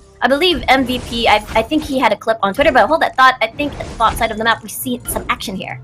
Man, damage from this Reza is a little bit too powerful. Gotta be careful for Tezaboy to follow it up, but he's gotta be careful on his own, because he did take quite a bit of beating from that single turret hit. Defq's gonna be rotating, but he's only the Arden. Although if he does have the dash and Tezaboy is right there in the vicinity, he might be able to make something happen. And I don't think that scout cam did spot out Tezaboy here, but he is at least, kind of safe in his position. He took quite a bit of damage. I'm talking about Defq, and he goes once again with the smash, with the slam on this Reza, and a little bit of that, I would say, misplays coming out from Shingy, hoping or thinking that he might have actually survived that one. They were baiting each other out, but Impunity just won the bait game. But meanwhile, we're seeing a mid lane action. Varia actually getting eliminated there with Court d'Ivoire and Trophies in the mid lane. Yeah, really clutch last tick of the forward barrage connection there. That was just pretty sweet to look at. But in any case, not the craziest of leads yet. We'll be seeing that in a few. And I'm kind of the most curious lineup for me to see, or matchup for me to see in terms of the lanes, is gonna be between Uni and Inked, because that is a Vox against a Rona. Why is that? It's just because, like I said a while ago, when the Baron actually tries to jump up with the jump jets, if the Rona can stick through even after that, it's almost always going to be a kill. The dynamic kind of changes a little bit because the Voxes has a faster cooldown on the dash, but I think he still has to be very careful, not allowing the Rona to aggress upon him. The only up of the Vox, aside from the faster cooldown on his dash, on his zoom, is that he has the ultimate wait for it, so that he can use that to be able to stop the skill rotation of the Rona. So this is really what I'm just saying. Like, I'm super curious to see how this matchup actually happens in the top lane. Yeah, but look at that. Chingy very, very aggressive here towards Trophies rather, and Inked is just gonna rotate at the mid side of the map, spotting out 3 members. So this is the correct rotation, which we weren't able to spot out during the early phases of the game from Impunity. So they're matching rotation with the correct numbers. We see 3 members there rotating mid lane. We're gonna send in 3 as well. But look at that Riverside. There's some action as Impunity manages to get another kill. This is definitely not how Chingy plays out. He's more of the player who gets the kills while at the same time not getting killed himself. And if he can't get that trade, even worse, die himself, it kind of like ruins, I think, a little bit of the dynamic here for Renegades. That Chingy really likes to go from top, mid to bottom. That's his rotation pathing, but it's not really happening right now. So this Reza pick for him is kind of difficult because of how good Impunity have been rotating from, or rather 3-man stacking a lane. Exactly, and this is completely different from what we've seen from Renegades, and I guess I understand why this is their current playstyle, as you know, the composition from earlier just really allowed them to create these aggressive invades on their jungle, but this time around they're playing rather defensive during the first 3-4 minutes, but this time, since they're quite close to their, level 6 important ultimate spikes, this just means that they're more pretty much comfy to try and find picks here and there, but due to Impunity's good vision control, defensive vision control rather, it's harder for Renegades to find the right picks, but looks like SNK may get caught out here. And he doesn't have his ultimate yet to prolong his life, and yeah, what's also curious here is that we already have like 6 minutes into the game, and because there's no Grumpjaw, no Koshka, no Krull here for Renegades, they really can't go for like a 6-minute early Ghost Swing, which I feel like they've kind of had an affinity to actually doing so, and I think Impunity kind of know this. That's why they're trying to change up their tempo this earlier on, and it's working really, really good for them. Exactly, and Impunity is just taking advantage of their 0-4 kill lead. Although gold-wise, it's really not. It's just a 1k gold lead for Impunity side. But in terms of finding the right picks at the right time, Impunity has been finding these lost members, and they managed to punish these solo roamers from Renegades. But we'll see. This might be the first clash in the top side of the map. Might be. DevQ already has his gauntlet here, so they could, but it's a bit too risky, even though even though they might have the CC advantage, the AoE might just be too good from Renegades, and Impunity decides to go elsewhere, not to go over aggressive, which is, I think, pretty good for them. Quadivado is going to get caught out a little bit here by Chingy. He's got to be very careful because this Reza can really assassinate anybody, and it still kind of falls on Chingy's playstyle, although Reza doesn't, like, he feels like more of a dive hero that doesn't have anything to dive out if you use already your 2 mobility skills. You just got to be very careful about that one. Well, this might be a 3v2 in a very short while, as SNK is just trapped inside this gauntlet as Trophies managed to eliminate that Reza, and as Varia actually gets eliminated by Cote d'Ivoire on the sky as well. So Impunity is practically everywhere, just separates the whole squad of Renegades, and they're getting rewarded for that, getting 3 kills all over the map. Could even get 4 if they wanted to dive onto Tezza here, and they have a huge wave to work for it.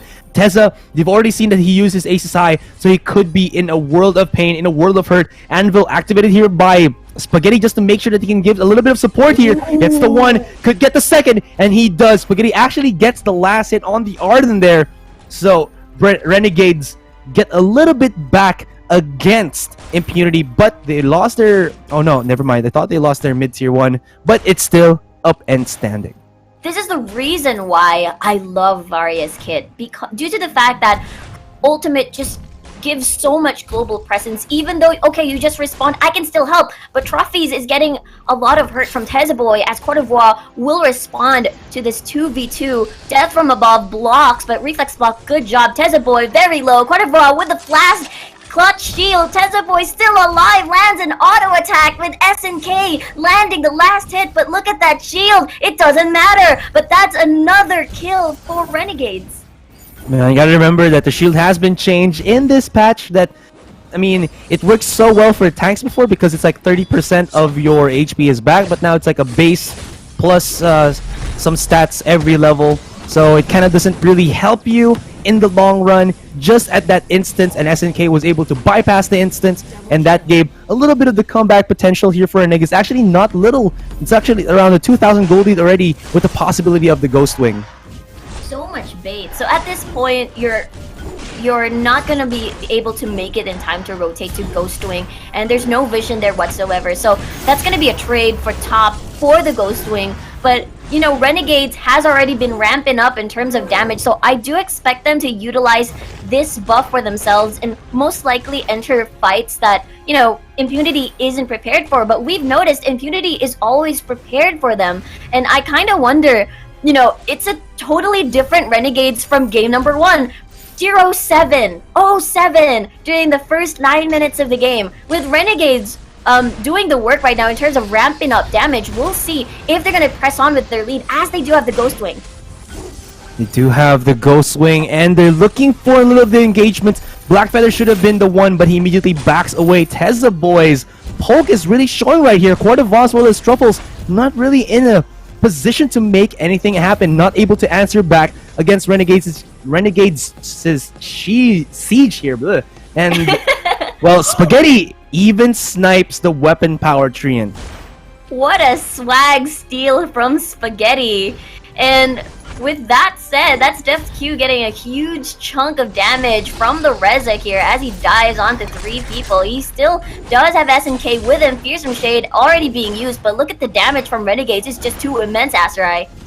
Yeah, we haven't actually talked about this. Look at that Heart Arden hit like a truck. If you check out his items, he is building up into the actually built up a spell sword, and he is actually bringing this back for Renegades. I don't think Renegades actually expected to see a weapon power Arden, but it is working wonders for them. They don't know that he's dealing some, I would say, unconventional, or rather not known or invisible to them, good amount of damage.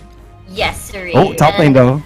Spaghetti, while it was happening, it was Uni and Spaghetti doing the work at the top side of the map, but in response to this Court of Voix, we'll take this as a consolation prize on top of the kills that they've done at the bot side of the map to take that mid turret.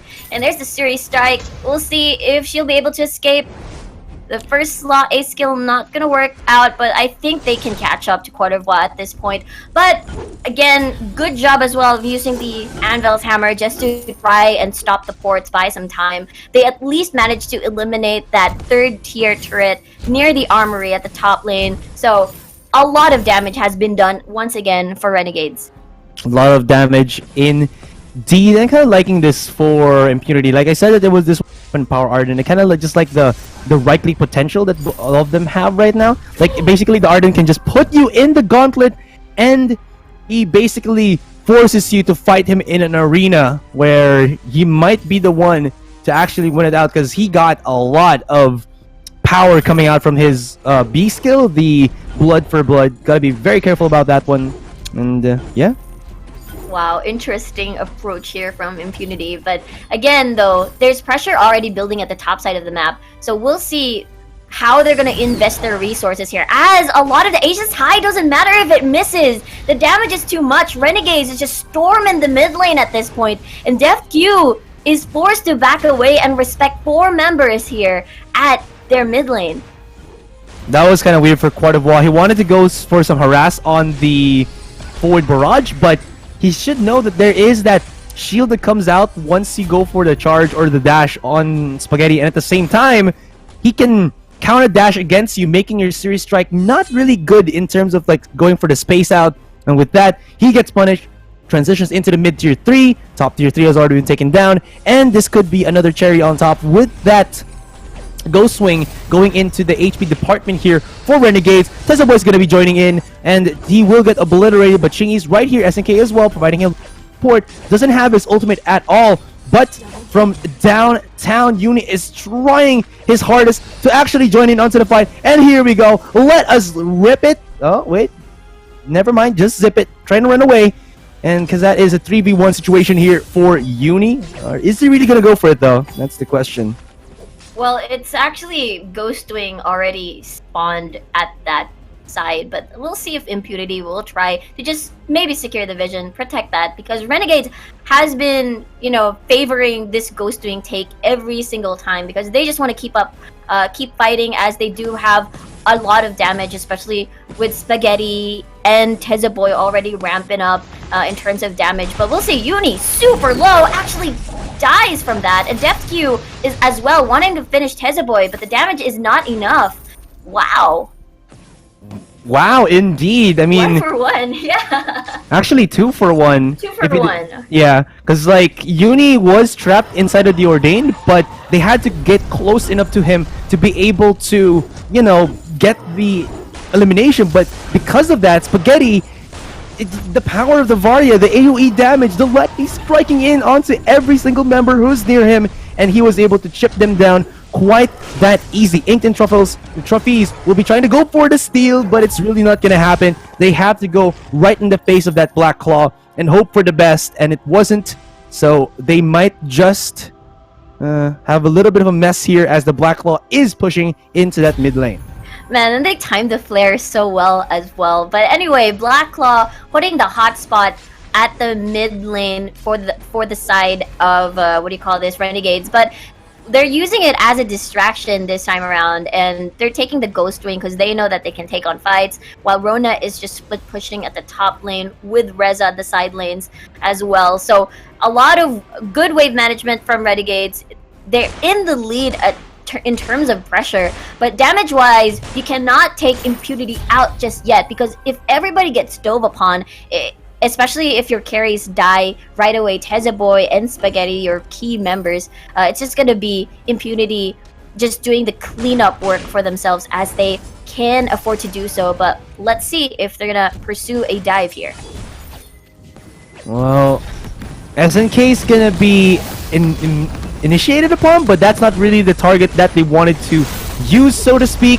Although this is just a 3-man stack by Renegades as they go for the El Clasico split push into the top lane. Quarterval has been good at actually pushing them back. Nice micromanagement coming in from him. Spaghetti activates the Anvil and will try to give a little bit of space here for Uni, but Uni shouldn't be able to get away unless he does get that sustain, that lifesteal for him. And it seems like it kind of backfired. Impunity know what they were doing, able to shut them down, and Yuri and Spaghetti did not put any damage at all into the top lane.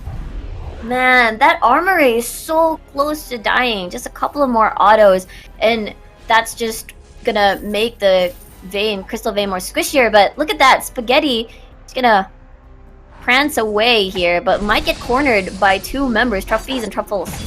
Stunned, but SNK is right there. Ooh, aces high from nowhere. Where did it connect from? Oh, there's Tezaboy. Okay, so he's gonna be able to connect a nice crowd control onto the Black Feather, and they get that 1 kill. Members of Impunity right now will try to get away. Quarterval actually porting into their base. Not really the smartest thing, but does have the mobility to escape, get on out of there as they try to at least get an exit gold oak here. And there you go. Quarterval gets it. And this is just like a really long exit path for Renegades. Oh, look at that. Damage from Spaghetti and Tezaboy combined is just so painful. And now they're storming the base at this point, as Reza will be doing the split push plus Rona. So take note, this is a potential 3v5 situation if they don't exit out right away. SNK a little bit too late on the use of his Burst of Judgment there. Gauntlet was activated, but now they're trying to edge out, zone themselves away, and I think the Rona really has to join in onto this fight, because right now the 5-man composition of Impunity is starting to show its true fangs, so to speak. And as you can see, nobody from them was able to escape. SNK's zoning potential is not enough anymore, and Renegades might be on the ropes here.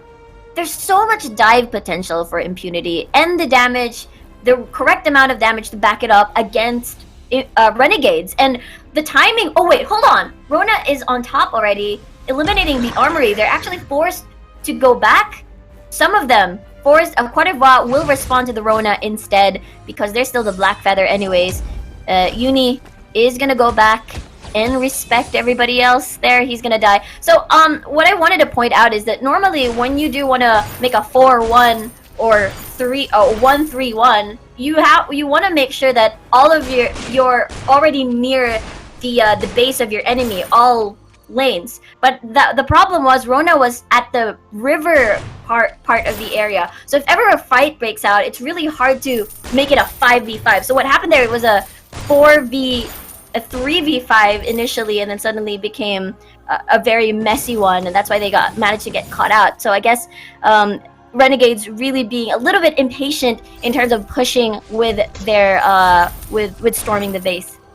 Yeah, definitely. I mean, they were kind of like, I guess the timing was really off. They was hoping that the Rona would provide them enough, I would say, disruption so that, you know, Impunity will actually respond to the Rona, but it kind of got over cocky, hoping that Spaghetti and Tezza Boy would have been enough. SNK a little bit, you know, panic, fat-fingered maybe, or panic used his ultimate there just to zone them out. But after that, there was no real, again, zoning out skill that would stop Impunity, and because of that, they left the Rona to split push by himself. But now Renegades, they can try to make something happen with the Black Claw, but Impunity is in a perspective where they can actually go for the engagements right here and trap them in. There is the Gauntlet, there is the Fearsome Shade, and this is just a free-for-all. Tezza Boy does get the last connection onto that one, but at what cost? As Quarterball going in aggressive, he will get engaged upon by Uni, but tries to run away. Gets the blockage onto the damage, but still this is an aggressive members of Impunity still going in with the damage output. Defuse should go down. This Rona spinning to win, but it's not going to be enough as this Black Feather just slices on through every single member of Renegades except for SNK, who is the sole man standing. But that Black Claw is pushing the mid. Well, there's 3 members still alive that they're gonna try. That armory, there's 2 armories already down. I wonder if it's gonna be enough. So I'm pretty sure they're gonna be wary of, you know, the back door, because everything is already in place. We got 2 armories down. The base is practically open. So what Impunity or Renegades needs to do right now is probably try to set up for a backdoor. They do have immense amount of damage already, so I'm pretty sure Impunity has flashbacks of game number 1, so they're gonna try to clear vision as much as they can, because we've seen Renegades do the distraction game using the Ghost Wing or whatever objective is in sight for Impunity. But you know, they're worried about it already. They're gonna try to shove the waves, clear vision, clear scout cams from Renegades, but this Ghost Wing is just gonna help them try to get advantage when they're not prepared for a fight, because Impunity has so much right now in terms of damage that it's overwhelming for Renegades. Yeah. Although, I mean, gold lead wise, it's really pretty much unexistent. So there's like 2,000 difference. That doesn't really matter this late into the game. And what really kind of sets it apart is that there is still all the armories plus the tier 3 turrets of Renegades up. So this is really going to be a fought match for Impunity. They have to catch out Renegades right now. They can't allow anybody to get blown up, or else it's just going to be falling in place for Renegades, and this might be it. Sad to say, Quarterball got caught out right there, and trophies will follow as well. They did quite a bit of a job, but that's still gonna be it. GGWP, and with one swift strike, Renegades get 2-0. That was so sneaky. There were no scout cams at all from Impunity on the top side jungle of the map, and because of the fear from game number 1 of the backdoor, you could tell that they were afraid to leave the base, and they were just waiting for something to happen. So really good job I really love this series. 2-0, amazing. Yeah, 2-0 indeed. It was like both of the series had the possibility of probably going 2-0 for Impunity, but it was just like a really close call, you know, that just turned it out. Anyways, we're gonna give it to our casters. So I request a duel and a mini-miner. You guys, you know what to do. Thank you for that. What a game, as you just saw on the replay. That was a great play from Renegades at the end to take the victory. They roamed as 5. They found Sky. She was trying to push a wave and got absolutely bursted. But what a game that was. Yes, I mean, couldn't have asked for anything better. That last game, so close, and just it really showed that Impunity, just how good of a team they are. I suppose we could kind of crown them as the top team of the 5v5 show matches that we've seen. And that last play you mentioned, the pathing through the jungle to get up behind Sky, burst her down instantly, and you can see that Arden tried jumping in to save him. He got taken down, and one by one they won that fight, where previously, if it's a just 5 versus 5 fairground team fight, they were actually losing out. And this brings us to the point that Renegades were going for objectives over kills. Even though they were endgame 22 to 31 kills, they were always behind in kills. You could see from right on the beginning, Impunity had the lead, but they were just so focused on objectives that really translated over into the gold lead, the map control. When Ghostwing first came up, they were the ones to be able to just go for it. They provoked Impunity, but there's no contestant there for at least the first taking, and they were lucky enough to get it the second time. But throughout the whole match, just such good lane pressure, the split pushing, and they broke down the base just slowly but surely, and it led to that opportunity where they all just made that rotation at the end and went in as a team, were able to finish it off. And I'm just so impressed by Renegades with how much, how good and how much strategy they've put into this 5v5, and it's so good to see that this is really the quality we can get with pro teams. Yeah, one thing important to note is that turrets obviously have a barrier, so if you don't have minions, you need a lot of damage, you need multiple heroes to take that turret down without minions. However, armories, they have a barrier, but that barrier goes away as soon as anyone gets close to it. So you don't need minions to take down an armory, which is exactly what Rona did. So there was a 4 versus 5 team fight. Rona was absolutely nowhere near, kind of out of position, just trying to push a wave. And Impunity won that with a flawless victory. 5 members all stayed alive, killed all 4 of Renegades. But Rona then ran up the lane, jumped over the wall and took down the armory. At that point, the game is winning for Renegades. Despite the fact they just lost a team fight, it doesn't matter because they got that armory. They already had the mid, they had the top, and in the end, because the minions were pushing, that's what caused Sky to be out of position and caused Renegades to win the game, because you can just take that armory down if you can get there. And so that was a really nice play from Renegades, and particularly from the Rona,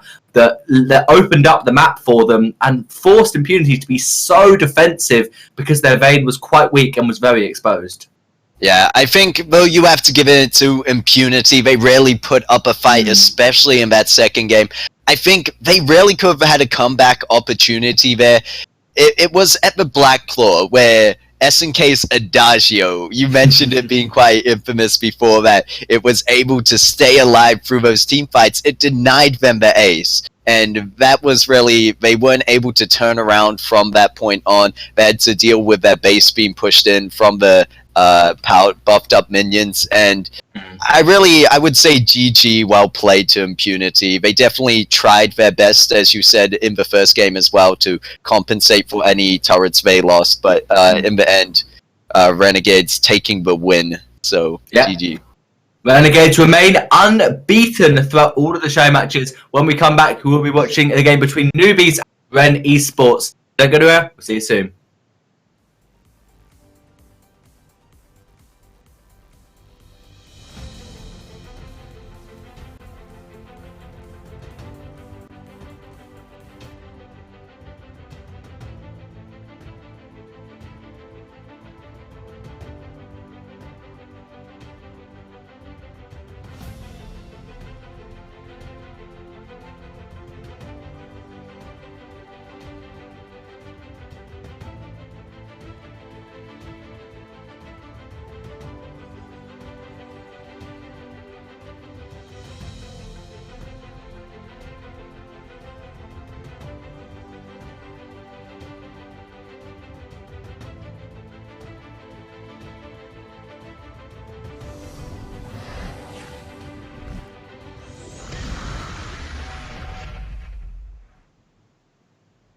The jungle in Sovereign's Rise is home to a whole new set of terrifying monsters with powerful game-changing effects. The Gold Treant is a big jungle monster that grants a large amount of gold when killed. It is best to tackle it with an ally, since both heroes will be given a substantial amount of gold. The Weapon Treant is a special jungle monster that grants a temporary buff to the hero who lands the killing blow. This buff increases all weapon damage that the hero deals and adds a slow to their basic attacks. If the buffed hero is killed, a red orb drops onto the battlefield, granting the buff to the next hero who walks across it.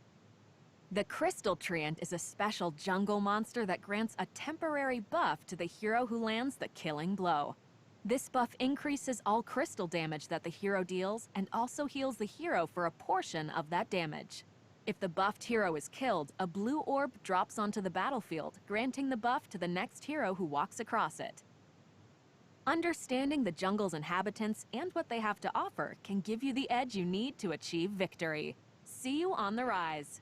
Sovereign's Rise is home to two terrifying dragons, Blackclaw and Ghostwing. Ghostwing arrives early in the match. When she's about to land, a circle fills on the minimap, indicating that she will arrive soon on Sovereign's Rise. If she is defeated in battle, the team will earn her favor and be granted a powerful buff that provides a regenerating barrier, health, and energy when out of combat. This gives the team a huge advantage in fights, so make sure to group up and engage the enemy to make the best use of the buff that Ghostwing grants. Blackclaw arrives later in the game.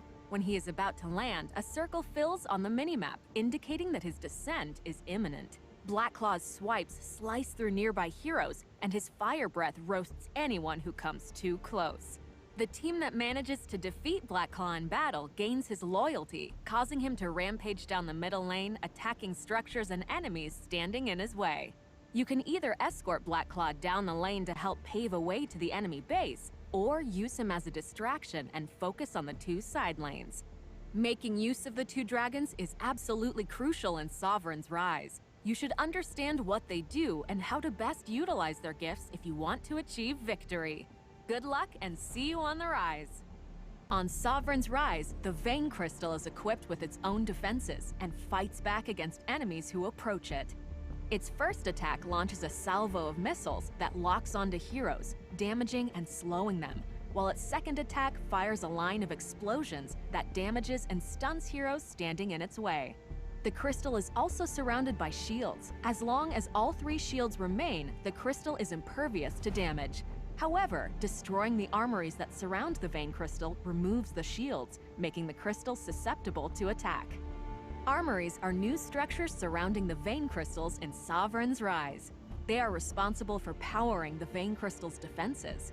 When an enemy armory is destroyed, it grants your allied minions in its respective lane a boost, giving them more damage against enemy minions and structures, and reducing the damage they take from heroes. Additionally, every armory that is destroyed strips its Vein Crystal of some of its shielding, making it vulnerable to attack. Targeting the armories makes it easier to push into the enemy base and claim a victory. You can change a hero's appearance and experience their alternate fates with skins. Skins can be purchased with ice in the market, won from chests, or you can craft them. To craft a skin, you must discover that skin's blueprint and collect enough essence to unlock it. Crafting costs vary based on the skin's rarity. Blueprints will be rewarded for completing quests. If you find a blueprint that you don't need, you can destroy it to collect a bunch of essence. Duplicate blueprints are automatically destroyed. Duplicate skins received from chests will transform into opals, which can be used to buy special edition skins in the market. That's it! You're well on your way to Skintimidation.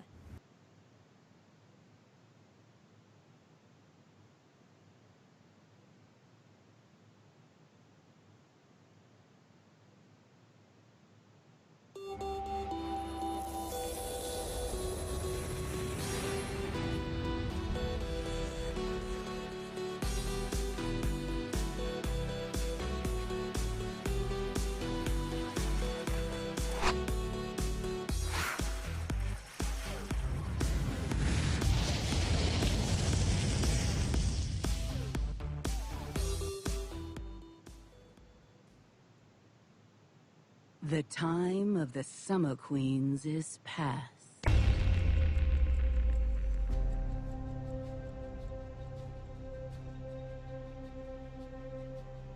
The time of the Star Queens has not yet come. Against the coming churn storm, there can only be a Storm Queen. And yet, they come with technology and terror, with shields and armor, blades and bows, magic arcane and unholy, with the power of lightning and even of stars to take my dragon. When the churn swallows their homes, then they will kneel!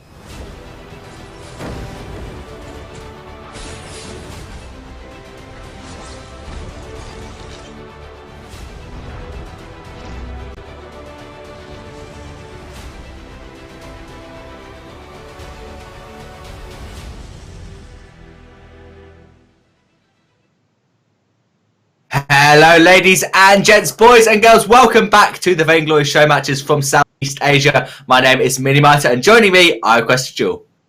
Hello, and we are here with our final match of the day, and final match for the show matches, at least for now, and that will be Noobies going up against Bren Esports. So, Bren Esports, a team prior being in VG8, Noobies up and coming, but we saw that performance yesterday against Impunity is nothing to overlook.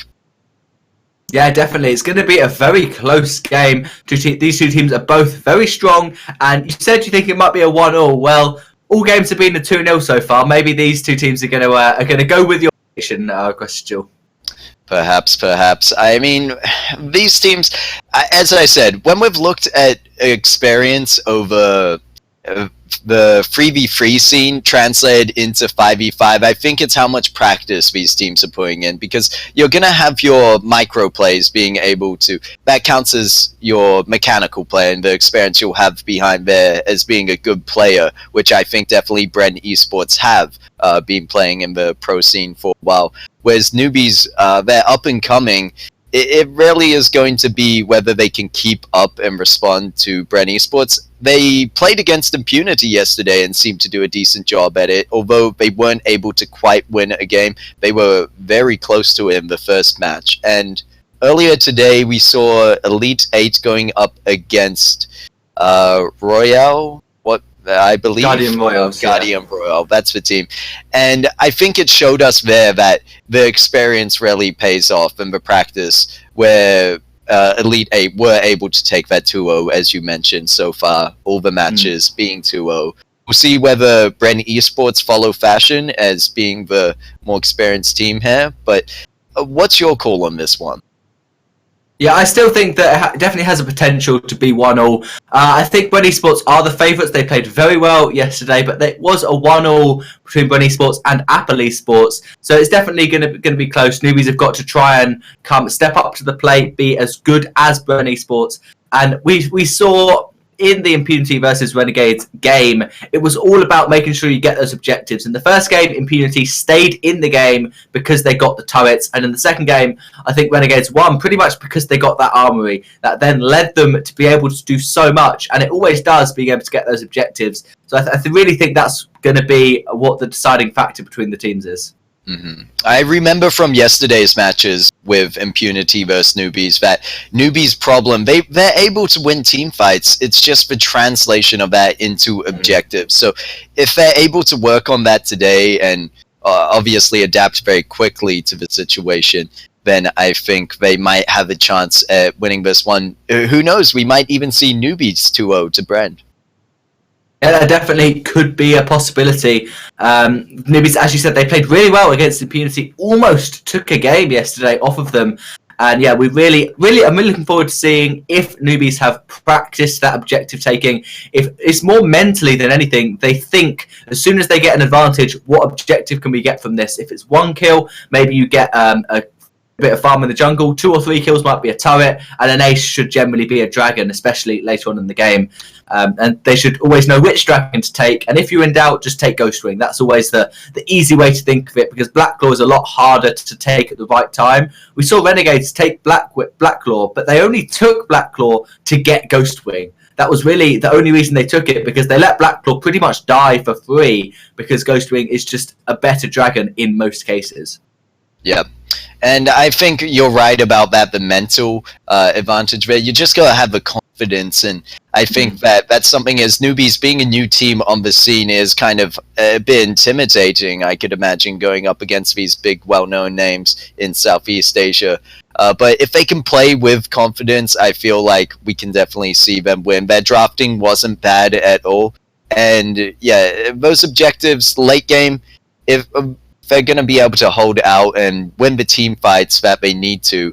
As I've always mentioned, taking objectives late game in 5v5 especially, you have the damage to push through and win it out. There's only the armories you need to get through in the base. Once you're in there, there's no defending turrets of that Vein Crystal, which in 3v3 used to be the kind of last objective that was so hard to push, because you needed to be so sure you're going to be able to make it in there and have the minion waves of resources, the damage to get through both turrets and expose the crystal. But with different mechanics being implemented in 5v5, as we've seen in previous matches today, split pushing, backdoor, it's so much more opportunities there. Yeah, I kind of feel like the reason snowballs can be so effective in 5v5 is once you dived the last turret and gone past it, there's only one Vein Crystal which has 3 shots and a stun. And so you can dive past the tier 3 turret, and then they have quite a long way to go until they get into their sanctuary, which just means you can get the kills. If you have a wall jump over the wall, otherwise just take 1 turret shot and get out. And so that means that when you're behind, there's really nowhere to go, because you have to stop in the middle of your tier 3 turret. Otherwise, they're just going to keep diving. And so it is really tough for teams that are behind and have been snowballed. It's tough for them to camp anywhere, whereas in 3v3, if you stand at the choke point of your base, you just wait there. If they dive you, you back off to your sanctuary or to your 2 Vein Crystal turrets. But in 5v5, there is nowhere you can safely just wait and try and let the game scale to late game, except in your sanctuary, because they can just keep diving you. Yeah. And with that, I mean, today we've seen some really great matches come through, especially that last matchup between Renegades and Impunity. I think that this is going to be another close one, no doubt, and that when it comes to the drafting, we're going to have to see. They're probably going to follow quite meta builds. The Gwen we've seen is quite important for the burst. Various other heroes coming, like the Grumpjaw. If you get both of those on the same team, could go for the early advantage tactic there with Snowball. Yeah, we're going to have to see what the teams are going to go for as we are loading for the first game between Noobies, and we're not going to start. Sorry, there's been a misclick. Somebody picked the wrong hero, so we're going to have to wait and see. We've been absolutely baited as one of the teams has surrendered. I'm not going to say which team has made the mistake. We're just going to leave it that somebody did something wrong. Well, we did talk just about the drafts and which heroes are going to pick. They already have gone through those, and really, blue side, we talk about having the advantage in terms of drafting. Just it's always been, no matter what, in this double band draft through 3v3 and 5v5. So we would expect that they have the advantage there. But really, I think we've seen a few red side wins today come through as well. Well, yeah, with the 2-0, that means you have to win on A side and on B side. I think that generally the power picks are given to Team A. They get that first pick. That's how draft works. And so it's generally the A side is going to get the Gwen. Or, to be fair, actually, a lot of teams have put a lot of different heroes as their priority. We've seen some games where people have to try and get the Rona, they have to try and get the Gwen. And other times it's not as important for other teams. So it's really interesting how some teams have such a high priority on certain heroes, and other teams just have a completely different meta. And certainly across the regions in North America and Europe, there's very different here. We see very different matchups as to what we're seeing in Southeast Asia. So it's very interesting how these teams are gonna decide what they want to play. Yeah, well, you talk about priority, and in that previous match, I was surprised Tezaboy allowed to play on the Gwen 2 matches in a row, SNK allowed to play on the Adagio. It's almost you give or you take your own comfort picks in a sense. But if we see the conflict there in what could be considered comfort pick or meta pick, we might see a bit of swapping or banning between the two matches. Yeah, it's definitely very likely that if a team has a comfort pick such as SNK's Adagio, he's got a very specific build and it works really well for him. So I think that if we see someone play really well in the first game on a hero, they're going to try and grab that for the second game for themselves. But now, hopefully, everything is all good. Everyone has picked the right heroes, and we are going to find out which team is going to be stronger. Is it going to be Noobies or is it going to be Esports? As we're loading into Sovereign's Rise for the first time. Casters, take it away. And let's see who's going to be able to finish out our last best of 2 series for this day, for this 5v5 show match. My name is Asteroid. Of course, here with me now is Riku, and just the same as them, this is our last match for today, and actually for the SEA show matches. And with Noobies being the new kid in town for our SEA scene at this point, I'm really excited what kind of adjustments they're going to be doing, because it's a really good point that, you know, Minnie and I Requested Duo brought up earlier at the analysis, where it's all about the confidence. First blood goes to Bren Esports out of nowhere. That's Gwen getting picked off. just an aggressive take here by Bren Esports as they go in much aggressive. Mr. Jim is going to be dashing in, taking quite a bit of damage, activates his flask, but here comes the other members of Bren. Remember that there are some teams that kind of go overly aggressive with the invades, but that's not going to be Bren, as they put two of their other members to one on the side lanes and one to keep away this Taka and Rona. Speaking of which, first time we're going to be seeing Taka in this, I think, whole tournament or whatever, or whichever. But anyways, fight has not yet stopped here, and Wayam is going to eat a whole damage from the forward barrage, but 2001 might get caught out once again. There is the Heliogenesis, and a third kill comes out from Bren Esports. Wow, first 1 minute and 30 seconds of the game, and you just see 3 kills just in that short duration. And it's all because of these contested buffs during the early phases of the game. It's so important to give you a huge lane advantage, especially for the Crystal or the bot side, where there's hold that thought, another pick off there for Noobies as revenge. There's the Batiste falling down. Really liking this Taka pickup, just because you can counteract the Batiste, you know, because like you can, I believe, chitin over the Ordain and not get tethered by it, so you can just keep sticking to the Batiste. And of course, Taka's just really good at being able to stick to his targets. Thankfully enough, there is no Koshka here for the side of Bren, so Newbie should be fine in like getting this Taka to, I guess, go for the invades. Exactly, and there's no vision from Bren Esports to protect that. So it's a really huge advantage for the Taka to keep Roman getting resources away from Bren Esports during the early phases of the game, and most likely rotate either mid. He just has to take his pick, mid or bot lane, for themselves, as Noobies does have a really good footing for the initial stages of the game so far. But you know, that exchange may boost up Bren Esports slightly here. Slightly indeed. Kind of curious to see how Neon C will be performing today. Yesterday, I believe, when we did spot him out, he had an okay standing, an okay performance, but we need to see a bit more from this solo laner for Bren, and it seems like this Krull, as they picked it up, gets another kill onto the Gwen. 2001 was caught onto rotation as he tries to get that Crystal Treant, but into the mid lane we go, as guessing gonna be safe, as Mr. Jim will try to give him some support. Uses the Merciless Pursuit onto Min. dives or actually sidesteps the Heliogenesis right there, and it's gonna be Noobies to actually go for that comeback potential. Sync One's gonna go aggressive here, activates the Heliogenesis once again, going in with the pellets, dropping it down. But Min, as he shows himself into the mid lane, they gotta be careful because as he goes in, this could be a lot of damage. Nice pushback right there, and Sync One is going a little bit too wild. Nice connection onto the core collapse, and Sync One is gonna be adamant at chasing down Min right here, but he has to back away as that wave is pushing too close to the mid-tier 1 turret.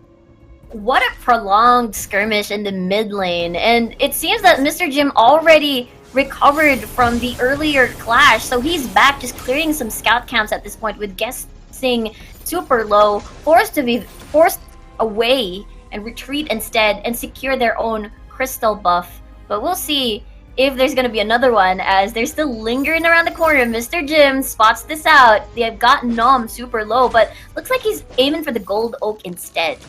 Gold Oak indeed, as he knows that Min doesn't have much too much HP here to work with, so he's got to go for the heals first before going for that Gold Oak. And as Mr. Jim, of course, on that crawl, will have the Spectral Smite to go and just, you know, get camps quite easy. Gonna be transitioning into the mid, takes quite a bit of damage, but I think that's all fine and dandy, as he did deny quite a bit of XP and gold for this Taka. Mr. Jim doesn't care about 2 turrets hitting him. He was just like, okay, mission accomplished. We got the Gold Oak. That's gonna try to slow down the ramp of the Taka at this point.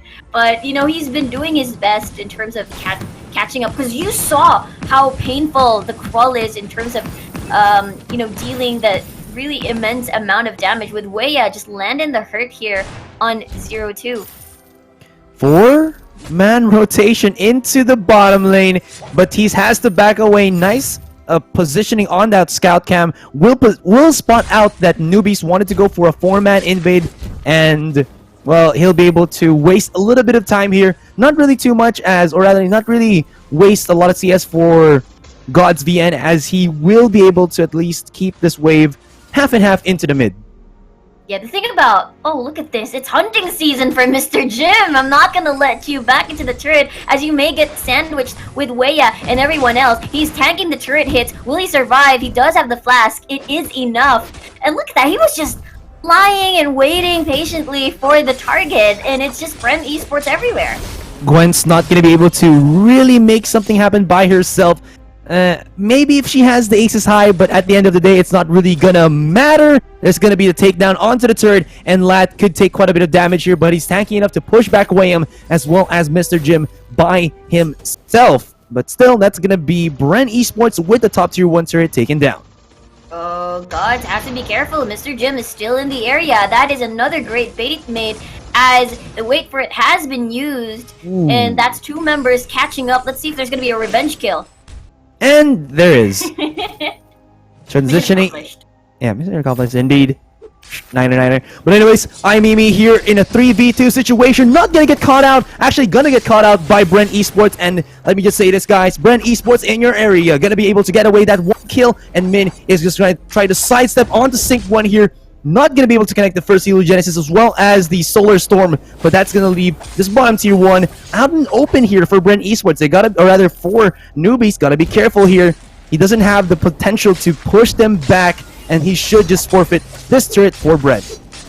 So that's 2 structures already for Bren Esports, and they're still holding out pretty well at the top side of the map, with Weya defending that out as well. So we see 0-2 actually forced to back away, most likely regen or get some items. But as you can see, Kroll at this point is just going to linger around, spotting out the Grace with the rotation. And Bren, with the overwhelming pressure from top, mid to bottom, they're just practically everywhere. And because of the first tier side lanes has already been taken, I feel like Noobies will come to the adjustment and conclusion that perhaps that's the next hotspot for them. Ooh, nice catch onto this Celeste, as Gwen connects a pretty disgusting aces high. Although Mr. Jim and Guessing are right here, charging through the face of God VN. Can they go for that body block? And he does! Nice micromanagement there, coming in from this Sky. Goes in aggressive onto Mr. Jim, and will they keep going in further into the mid? Does he have the X-Red? So he does. He could actually go aggressive into this one, but they know that from Hell's Heart is still primed and ready, so they gotta be careful. And Wayham has transitioned from top to mid. They might be looking for a little bit more blood here, although they did transition into the bot, hoping to maybe get the Batiste or this Ghost Wing. But here, another fight does commence. Mortal Wounds onto this crawling that he's not gonna be able to sustain back up. Nice clutch use on that Ordained, and Min is the last man standing here for this engagement here, and he has to back away as Sync 1 is just gonna try to keep him tethered in. Oh, Merciless Pursuit, yes, it connects! And that's gonna be an impressive kill here for the Celeste. Man, these two teams really love to fight, and it's just 0-2 defending this turret, trying to clear as much minions so that, you know, one member from Bren will be able to tank the turrets instead, so helping out with the damage. But 0-2's on this Gwen is just dealing a lot right now, with Aces High just being blocked there, so they won't take a pick. So aggressive, just walking to 3 members. Really gonna try to make something happen, pushes him away with the fearsome shade, and that's gonna be Neon C able to escape. But looking into the top lane, it's gonna be the Vox, it's gonna be the Taka here, 1v1 mano e mano, as Guessing actually gonna be providing him with a little bit of support, a little bit of the help. Okay, so here's gonna be Lat actually putting the heals onto this Taka, giving him enough time, enough sustainability here to keep on aggressing. Uses the X-Retsu once again. Where is the Kaiden? Trying to time it perfectly, but Guessing denies him with that Merciless Pursuit, blocking him, crowd controlling him, and now Lat could be in a world of hurt here. Has to be careful still, because he can immediately dive onto this poor Vox, so to speak. And as that was all happening, such a prolonged skirmish there, Ghostwing was actually being taken because Rona was very busy. Imimi was very busy doing the split push, then transitioned safely towards the Ghostwing, while Bren Esports is just doing the chase here on the rest of the members of Noobies. But will you look at that? That's one person already eliminated, with Sync 1 super low at this point. Asterai, what's going on? Going on, it's gonna be just action all day, every day. Okay, as it's Guessing has lost his mid, but Mr. Jim will join in onto the fight, stacking up quite a bit of Spectral Smite stacks onto this Taka. Activates the Kaku, will be able to use that invisibility to get away, but as Imimi joins in onto the fight, he will get a little bit more ballsy to chase them down. Goes in with the leap, dives it in, and now Guessing could be next. Batiste, you gotta hold his hand right now and try to save your comrade. There's the X-Retsu, there is the Storm Guard, but he got jebaited, mate, and he got blown up quite easily, quite quickly, and well, hopefully it was painless, but I don't think so. Yeah, that looked pretty painful to me. He just instantly got obliterated. He just disappeared off the map, and with that said, it was just practically an exchange of kills here and there, and at this point though, it just never stops with Noobies and Bren Esports. This is a pretty explosive match. Explosive match for the explosive last day, possibly, of this best of 3. Yeah. I'm guessing. Ooh, gotta be careful though. Was spotted out by the scout cam there. Exactly, because you see both of these teams just really like to chase so deep, and by the time that they're already near the base, from Hell's Heart actually connects to a member from Noobies, so they manage to get a pick there, as Gods will just keep doing with the forward barrage, try to clear down the waves just so that they'll not be too aggressive with their dive, but that's them chunking a lot of damage there on towards the turret. They don't care. They don't care indeed. Celeste does help them get that mid tier 2 quite quickly, and Min with the auto attacks just going connected with the Heliogenesis, and like you said, side lanes. 2001 gonna go for the split push. He's got to be careful because Wayham is here. He's ready to fight. He's single and ready to mingle, going up against the Gwen. Hey, how you doing? With the auto attacks, with the Gwen's like, nope, I'm doing quite fine by myself, and almost gets connected by the turret. And there you go, little bit of the narration, ladies and gentlemen. 2001, gotta be careful, Mr. Jim. Charging him down, and Gwen should not be able to escape. Okay, so Bren Esports just practically invested a lot of resources because they were expecting, Box to just deal with the Gwen, but because of losing that duel, they were forced to send 2 people, and that just puts Imimi eliminating another turret. They're very close to the armory already, while all that was happening in the mid lane. And Noobies did a pretty good job at, you know, distracting the rest of the members of Bren Esports to commit, and guessing might get punished here. He might be, but he does have the regen, he does have the tankiness that a Catherine has in these type of situations. Sync 1, I'm pretty sure like these two people are just that confident that they can make magic happen, but it seems like the magic isn't really gonna be there. You can see that Wayham wanted to provide some support for his team, use that pulse to be able to connect multiple targets, maybe to go for the comebacks, but well, he was just a little bit too late, hoping maybe, but not for now. Oh, what, again? Are they gonna go for it again?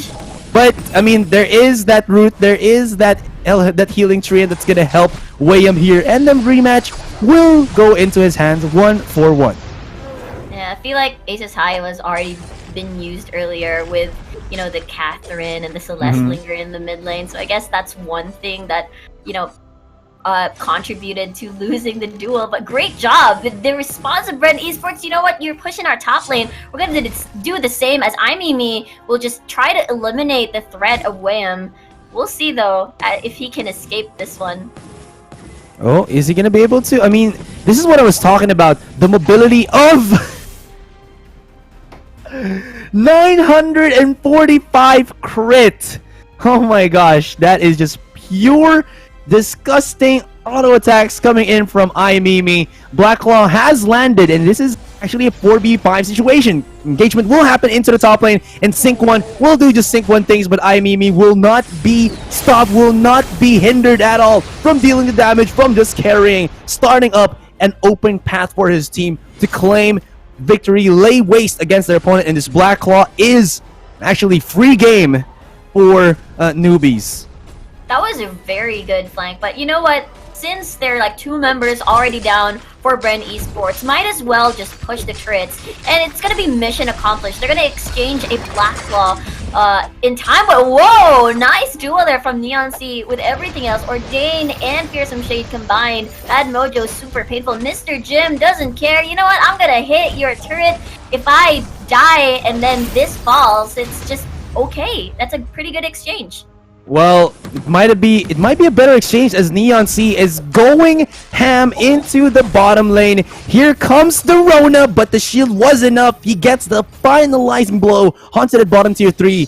And well, there is Bren Esports making it work, making it happen for themselves. Tier 2 will be the first target of this Blacklaw, so if they can take him down before he reaches the tier 3, I feel like it should be a nice comeback already for Bren, but it seems like Noobies here will try to answer somewhat back. Oh my goodness, William gets blown up as he tries to go a little bit too over aggressive. There's a stun connection onto 2001, and he was immediately exploded by the Heliogenesis. Here comes God's VN onto the sidelines, going in with the Surrey Strike, actually dodging in onto from Hell's Heart as Mr. Jim will not connect the crowd control. He's gonna try to at least force himself out, zone himself away from this Crow, but still the damage is real, and that Blacklaw is still alive. Can Neon C do it with just the Batiste? I don't think he can before this mid tier 3 goes down. Never mind, it does, and Mr. Jim lives to fight for another day. But that was Bren losing 3 members and a whole chunk of gold against their opponents. He still wants to go overly aggressive, and Mr. Jim will not live to fight for another day. That's 30 seconds more or less before the Crow gets back online, and it's not the perfect timing for that because Ghostwing is about to spawn. So I'm pretty sure Bren Esports wanna contest that, and smells that Noobies might wanna try and take this for themselves, as definitely they do have enough damage to try and overwhelm them. But let's see though if they can manage to make a pick before anything of that happens. What the heck was that? Aces high on Sync 1. Granted though that the stun was not crazy enough, that was a bit too close for comfort. He will be able to blast away at this Taka, and it seems like what looked like to have been a really good initiation from Noobies turned into utter sheer mass slaughter, and it seems like 4 members are down. Pretty high, pretty long respawn timers here, so maybe they can break down some turrets as well as armories, but are they going to really push through? They're waiting for the waves. 10-15 seconds, so there's still a little bit of opening here for Bren to make some magic happen. wow. Bren Esports was like, 4v5, nah, we got this. But at this time, two armories are getting taken down with a lot of members already coming back online from Noobies. I wonder what they're going to do on how to defend this. Oh, but the question is, can they really defend it? This Vein Crystal is already exploded, and Mr. Jim has started the bombardment onto this one. Gods, eats a whole chunk of that Solar Storm. I mean, sometimes you go for a candy, but if you actually are in front of the storm, you don't want to try to eat that, man. I don't think it's physically possible, but still, he did, and he will go down. Last man standing, the Hail Mary pass, Hail Mary defense will be on this Grace, and it seems like it's not really going to happen anymore, and Bren Esports claim game number 1. That was such a back and forth match. But then Bren Esports just really knew what to do at the last phase of the game. That was a 4v5. Kroll wasn't there, and they knew that they could handle them. Yeah. All right, so we'll just give it to our analyst desk, Minimiter, and I request a duel. Guys, you know what to do. Thank you for that. The casters, and look at this replay. It was a great play, almost a defense, but there, Rona using her red mist. She's a basic attack, Rona. I don't think that was the right play, but nonetheless, a fantastic push from Bren Esports to take the victory. Yeah, you could see no one was really able to take care of Wayam or Sync One on that Celeste in that last team fight, and they were really the big damage dealers on the side of Bren Esports there, and I saw Wham get up to over 23 or up to 23 stacks on that breaking point. Vox just able to dance around the base there. I actually thought that Noobies would be able to stop that the Vein Crystal from falling, but Bren Esports just turned it around. For most fights, Noobies really, they did well, and it looked like Bren Esports was slipping at some parts. Although I must give it to them, they did follow through with, I wouldn't call it the Renegades strategy, but what Renegades did well was always focus objectives over kills, and you saw that when Krill was up in top lane, he got the tear free, he lost his life for it, and Rona, meanwhile, simultaneously did the same thing down in bot, and they got the tear free. It did mean Black Claw was given over to Noobies, and they were able to push down mid with that, and that's where I thought maybe Bren had lost their footing, but they managed to come back, especially with that team fight that initiated with the aces high, just on the very edge of it, connecting onto Sync 1, but they weren't quite able to lock them down and get the kill. Instead, they went in one by one, and it fell apart against them. And that's how Bren were able to turn it around, rush into the base, but in the end, gain the win, gain the game, and GG to them. I guess it is what I said, experience over the game prevail, as they were able to go for the split pushing tactics, and that really paid off when breaking the base at the end. Yeah, as I've said before, Black Claw probably was a mistake by Noobies to try and take it, because Bren Esports saw or probably knew that they were taking the dragon, and so in response, instead of putting one member to go and try and steal it, as we've seen before, and then just dying and being a 4 versus 5 when they push Black Claw, they just pushed both side lanes, got 2 turrets for the Black Claw, and in response, the Black Claw push took down 1, nearly got the mid turret, but didn't. And so that's a massive gold lead in favour of Bren Esports. They get 300 gold for taking Black Claw and the 150 gold for taking down each of the turrets. So that's a really effective strategy from them. And then once they got their own dragon, so once they got the team fight win, they had barely any turrets to get through because they'd already done it. They'd already done the hard work when the Black Claw was taken by Noobies. That means that they could get the armories, and it was a bit of a split focus. Cruel was on the Vein, whereas the rest of the teammates were trying to fight. But in the end, that was just to let Vox build up breaking point stacks, and a great team fight in the end for Bren Esports. Take game 1. I wonder if they're going to get this game 2. Yeah, it will be close. I mean, Noobies really had an opportunity there. It's just about the timing, and they weren't able to break the base with that tier 3 turret on the Black Claw push. It was so close, but Batiste on his own able to defend it. You could see they put pressure up in the top lane as well, meanwhile, but it's that one team fight in mid that really turned it around. If they had won that, I think Noobies probably would have won the game off the back of it. It was the fight with the engagement where Gwen went in with aces high, Rona jumped in with into the fray, but as I mentioned, they weren't actually engaging as a full team. They just went in one by one and they fell by one. Yeah, Rona got too low, and Taka went in and killed and died. But we're loading into Sovereign's Rise for the second game and the final game of the day. So we're going to be handing it over to our casters once again. Let's see if Noobies can actually go for the comebacks, or will it be a 2-0 Bren sweep? Sweep? Yeah. Oh, Okay, you're trying to do a pun with Bren. It's alright. It's alright. Shh, quiet. Nice fine, try. it's fine. My name's Azrael. Of course, here with me now is. Yep, it's Riku here, and we'll see if they're gonna be doing a hard defense on their jungle for Bren Esports, as Noobies has been the victim of, what do you call this, of the jungle invades, but this time around it seems that maybe Bren will not do the defense mode, but instead try to steal away the crystal buff away from Noobies. And they're really gonna go hard fought at this, as Gods is super low on HP. He tries to run away, actually is in the safety of his own turret range, but two of his teammates will get blown up. Adagio with extra damage output will be able to get that last finalizing blow, and Bren starts at this this initiation quite aggressively. Okay.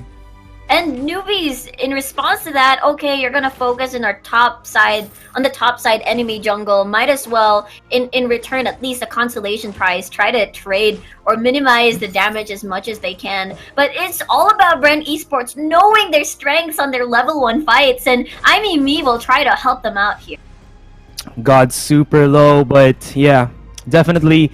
And Mimi actually gonna be on this alpha, and we've seen a lot of teams try to incorporate the alpha in their compositions. Really good at being able to just be in the thick of things, and has so much sustainability, so much damage that she kind of like plays a little bit like the Rona, but more of like on that like that how do you say this, like popping strat. Like the Rona sustain, but the alpha's more of like burst in some scenarios. Yeah, it's a very good zoning tool as well, especially with the termination protocol. You just scare away a lot of the enemies to try and avoid as much damage as they can. But at this point, we can see that it's Bren Esports very confident in their early game, which we've seen during the past few matches against the other teams. We've mentioned how they're very can mechanically be at par with the top teams of Southeast Asia. And with Noobies being the new kid in town, it's more like how, you know, how I remember Mini Miter and our requested duel has brought this up on how they're gonna be confident enough to pursue calls here and there, but we'll see. There's a fight in the mid lane. It's a fight in the mid lane. Lat has taken quite a bit of a beating, so he has to back away for now. Although there is a little bit of a 1,000, maybe 2,000 advantage already here for Bren. Curious to see how Noobies will bring this back. There is that Ozo that I really don't like to go up against, because he's just that controlling, has high mobility, and can really bring it against a Kestrel. At least the advantage of the Kestrel is that she has the range, and well, Bren Esports knows what's up. They're gonna try aggressive onto this Ozo, and his guessing was super low. Still has the flask and the heal, so he should be fine. And they punish him, and I think even guessing did get the last hit on that heal. Neon will go to the top, push back Mimi, and that's gonna be well and done for that. Interesting point here for Bren Esports. They definitely know the rotations and are anticipating every single rotation coming from Noobies here, and they counter-react, and they play it so well with Bren actually stealing a crystal buff for themselves. So that's a GG WP for them. And at the other side of the spectrum, we see that the Grace has been eliminated, as Me will try to defend this top turret. So much poke coming out from the Kestrel and the Adagio, but it seems like they're just gonna dive in onto Neon and blow him up in a matter of seconds. What can you do? My goodness, that's the power that we were talking about. The burst with the Ozo, with the Alpha, just showing up right now. There's so much going on, but in comparison to the previous game we had, they're a little bit more conservative now, and it's 4-1 at this point. Bren Esports in the lead, but you know, again, we've mentioned how you transition kills to objectives, and in the mid lane we're seeing a little bit of action here as Ozo is just lingering around the corner. There should be a little bit more of sustainability here for Noobies, as they do have God's VN on this Samuel, so he should be theoretically okay in the mid to keep on surviving without too much assistance. So that's going to leave at least the side lanes to be helped out by the roamers, but it seems like that's not still going to be happening. Although, 1-for-1 trade, Taka for the Krull. Yes, and that's also the Varya at the bot lane with her. So they really want to try and push this out, get that advantage, and just try to take advantage of their bot lane. As the waves are slowly... Oh, there's the Samuel just fallen. Neonc doing a lot of damage there together with Guessing. So at this point, they're putting pressure on the bot lane, and with Bren Esports just practically everywhere at this point. Yeah, practically everywhere indeed. The real thing that kind of afraid here is the Taka pick. I've played lots of Taka. Actually, I've played only Taka in 5v5s, and he has a really difficult time in trying to join in onto the fight just because he tries to dip in or, just try to find that perfect opening. And now that his Kaku has been nerfed to a certain extent, he doesn't have that much heal to actually go out of the fight and come back in with a huge amount of HP. So he's got to be really careful in considering what he tries to fight for. But now, since Bren Esports have kind of gone for the skirmish type of composition, I feel like it's going to be difficult for this Taka to make something happen. But maybe that's why you got the Alpha and the Ozo to try to split push by themselves, try to also find their pickups, and let this Taka do what he needs to do. Exactly. While that was happening in the mid lane, looks like Ozo has managed to split push at the top lane, but not so far as to taking the second tier. But at least they managed to mitigate damage to balance out. They've traded up objectives, mid lane turret for a top lane turret for themselves. But look at the damage coming from God's VN. My man. My man. Alright, he's gonna be able to make a little bit. Don't say something else, but yeah. Yeah, that's alright, it's alright. Anyways, that was a nice blow up or a nice pick off into the mid lane. Imimi here was getting pushed back up, but they can't really overextend as they already lost their top tier 1. I'm talking about Bren Esports here. And they also have to be very wary that, like I said, Samuel is really one of those heroes that is, I think, one of the best pick heroes right now. He has the crowd control, he has the damage in the early game, he has good scaling into the late game, and he even has sustain. So if they don't have an answer for this, they might actually have a little bit of difficulty to work with against him. But now they're actually swimming inside the anvil of the Varya, so they got to be careful as well. But this is a 4-man stack coming in from side of Noobies. They're gonna get the one blow up. There is the Varya going with the dash in, but she has to be careful. No pick off or no counter crowd controls yet for Noobies here.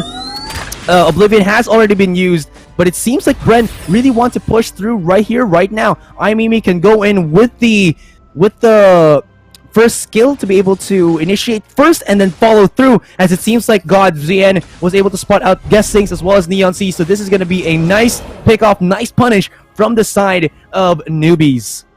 Wow, they overstayed their welcome there for Bren Esports. And Sync 1 bumps into the crystal buff, so might as well take it. But because of the lanes being shoved in favor of Noobies, and because of Bren Esports taking their sweet time at the top lane, it seems that Noobies will try to converge here. But look at Lot on this Grace manages to save, or more like create that presence where at least Bren Esports will be a little bit scared in terms of being aggressive towards this bot lane. And look at how they rotate constantly and try to find these picks and try to get these buffs, because they're aware where certain resources from Bren Esports are getting committed to, and they might get a pick here on Neonc.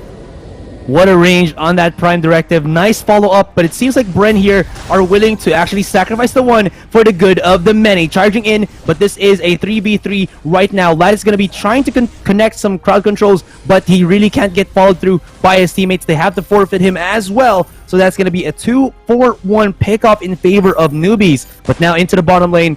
2001 mono e-mono 1 against this Gwen. Can he really do it? And the Titan will prove true for him rather, and leaving that bottom tier 1 with a sliver of HP. Still into the top lane we go, as it seems like Neonc gonna be trying to do it his best. Actually, it's just gonna be Imimi and Min here, but the use on that Burst of Judgment will actually bombard this Ozo as Imimi tries to run away. Does he have the Infinite Reboot to actually get back into the fight. Goes in with the Prime Directive, smashes into the face of Wayham, and they are tanking this top tier 1 by themselves. Lad should be joining in Imimi in about a second here, and he joins in, goes with the slam. Can he actually deal the damage? Because Guessing right now is sustaining his teammate. There it is. The Termination Protocol smashes into the Crow, but oh my goodness, this is just a prolonged team fight. What is happening? Come on, 2v2. Who's going to come out on top? And it seems like it's going to be Noobies. Guessing, going with the auto attacks, but it's going to be a double kill for Imimi. That took forever, but in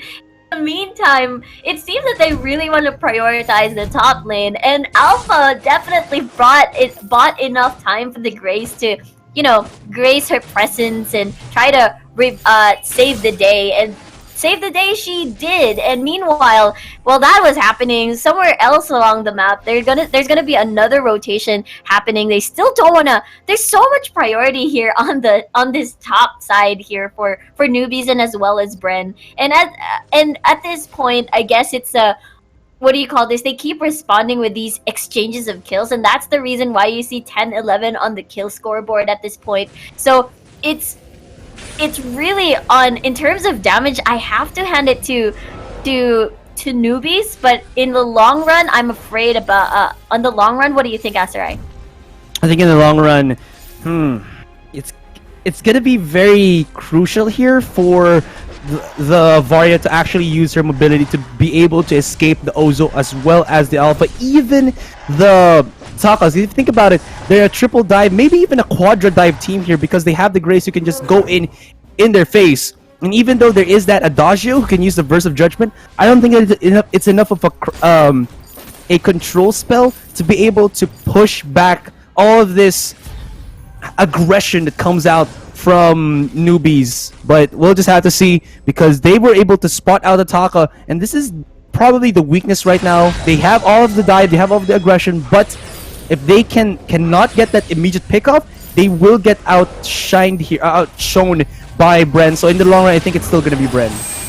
I completely agree with you there, as they managed to finish off a kill with Grace being eliminated. But while that was happening, that's Alpha doing the split push, but Gwen as well in the top side of the map for the side of Bren, for the bot lane rather, on the side of Bren Esports. So they're just really creating hotspots here and there for everybody else to respond to these, as Kestrel will be the one to be sent down to shove the wave in their favor. But just as you mentioned, I absolutely agree with you, as Noobies is the type of team that wants to dive and not take a lot of poke, because Bren Esports is the type to poke and then we're gonna do the cleanup. But we'll see, there's gonna be a fight here.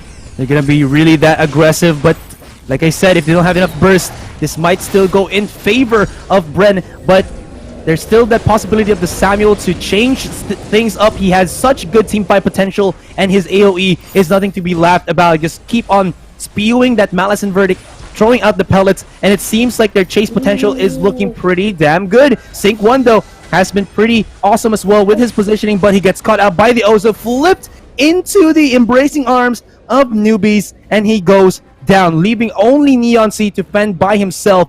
Actually ports back into base, and it seems like it's gonna be, well, Noobies to claim this mid-tier 2. Could go for the 3, but I mean, just go for the Ghost Wing. That could be also a good objective to follow through on.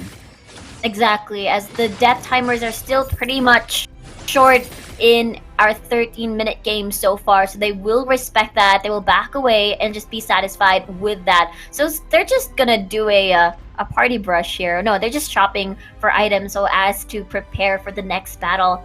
And at this point, you know, both of these teams are just trying to exchange pressure with pressure. You're gonna split push top, I'm gonna split push bottom, and it just really throws a lot of dynamics here. But the problem there was for Bren Esports. I mean, Bren Esports, they got cleaned up. They weren't able to disengage properly because there's so much mobility, so much dive, and they're capable of doing so. Meanwhile, what do you call this? The Kestrel managed to deal a lot of damage on towards the structures at the top side of the map, but Lat might be in the middle of trouble here.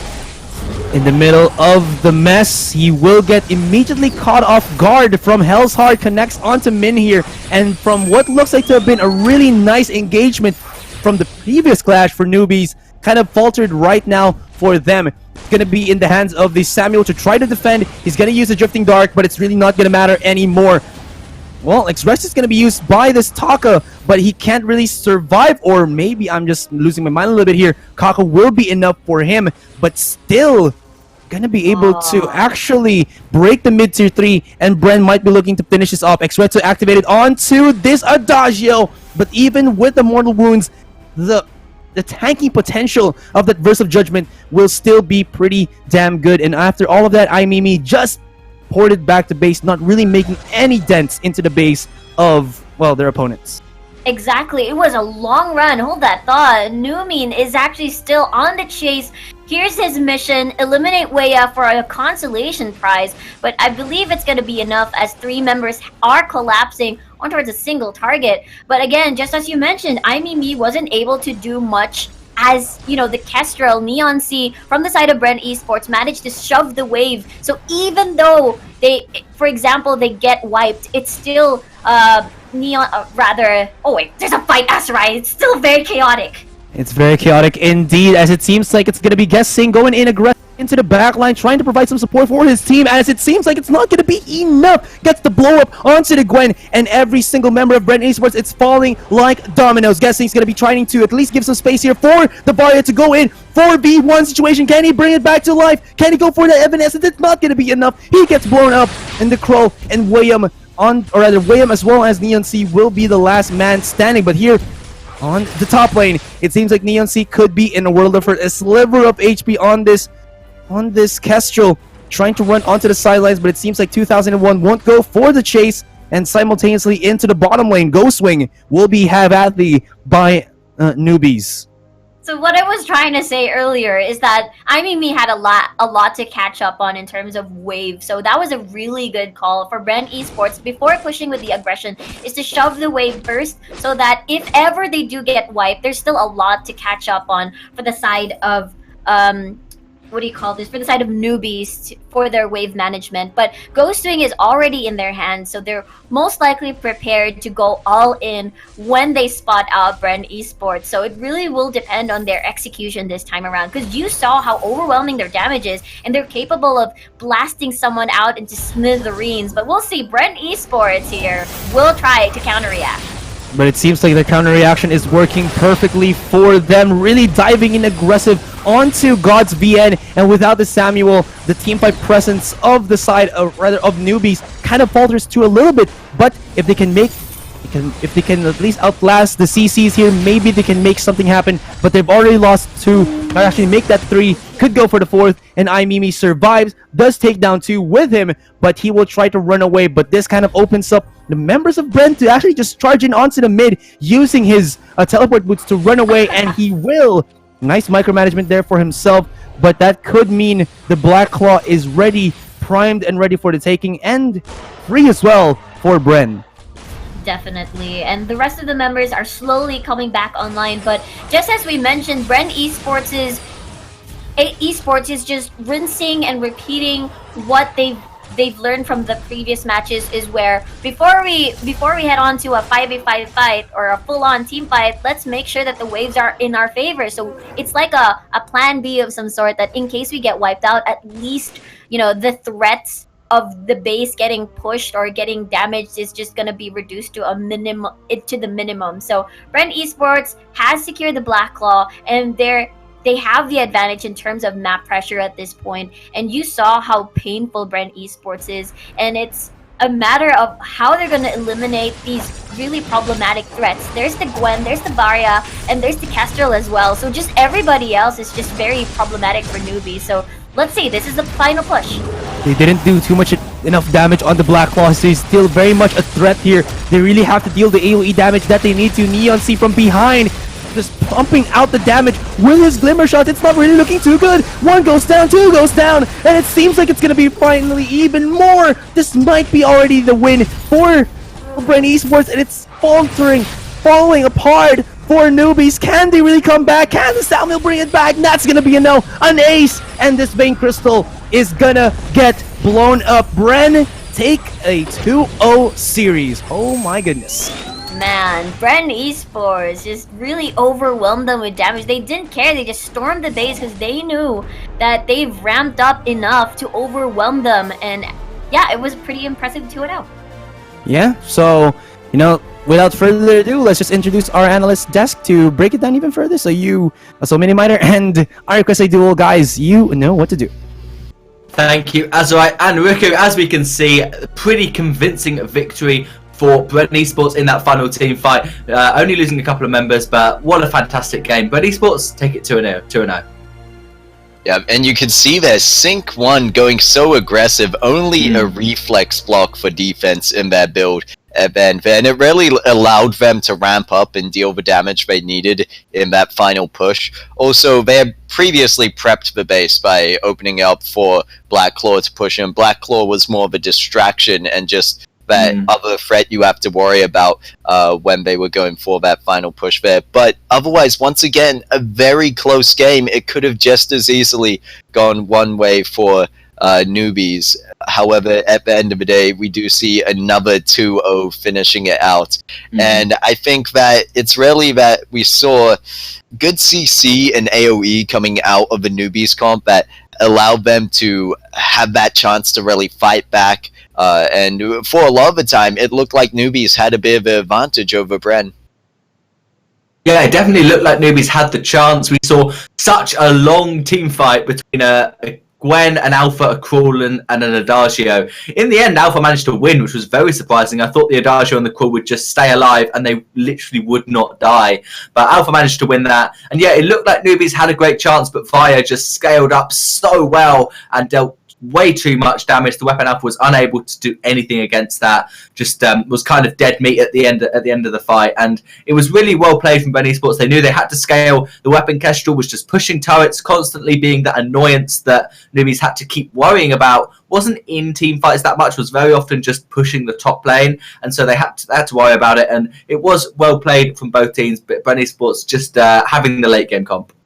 Yeah, I think what I had to give to Noobies there is that they've definitely learned. See that in this final match compared to yesterday, they were going for the trading of objectives for a lot of the time, and I think it really worked out for them. It's such an even game in terms of gold and kills, and it was both teams have really good drafts. Why I thought that was able to help deny the Cruel strength and sustain was the CC they had available to them on the side of Noobies, as well as some good AoE damage and sustain of their own. But as you said, at the end of the day, Valia was just really didn't worry about any defense, went full glass cannon there, and the damage output once they get the Dragon's Eyes stacked up. Also just great engagement overall from both teams, but Bren Esports able to execute it better when it came down to that final fight.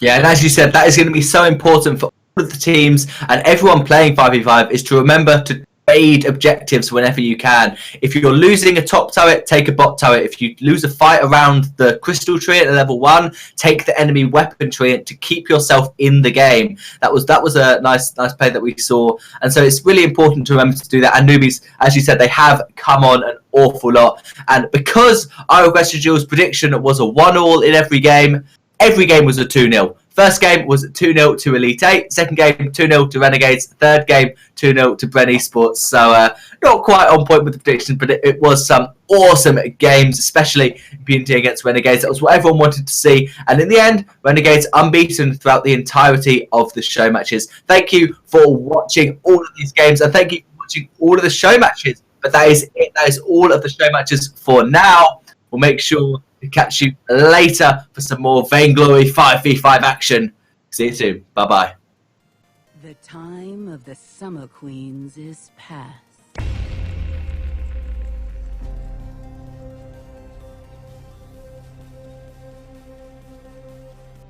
The time of the Star Queens has not yet come.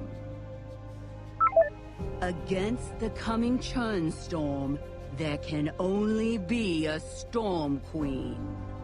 And yet, they come with technology and terror, with shields and armor, blades and bows, magic arcane and unholy, with the power of lightning and even of stars to take my dragon.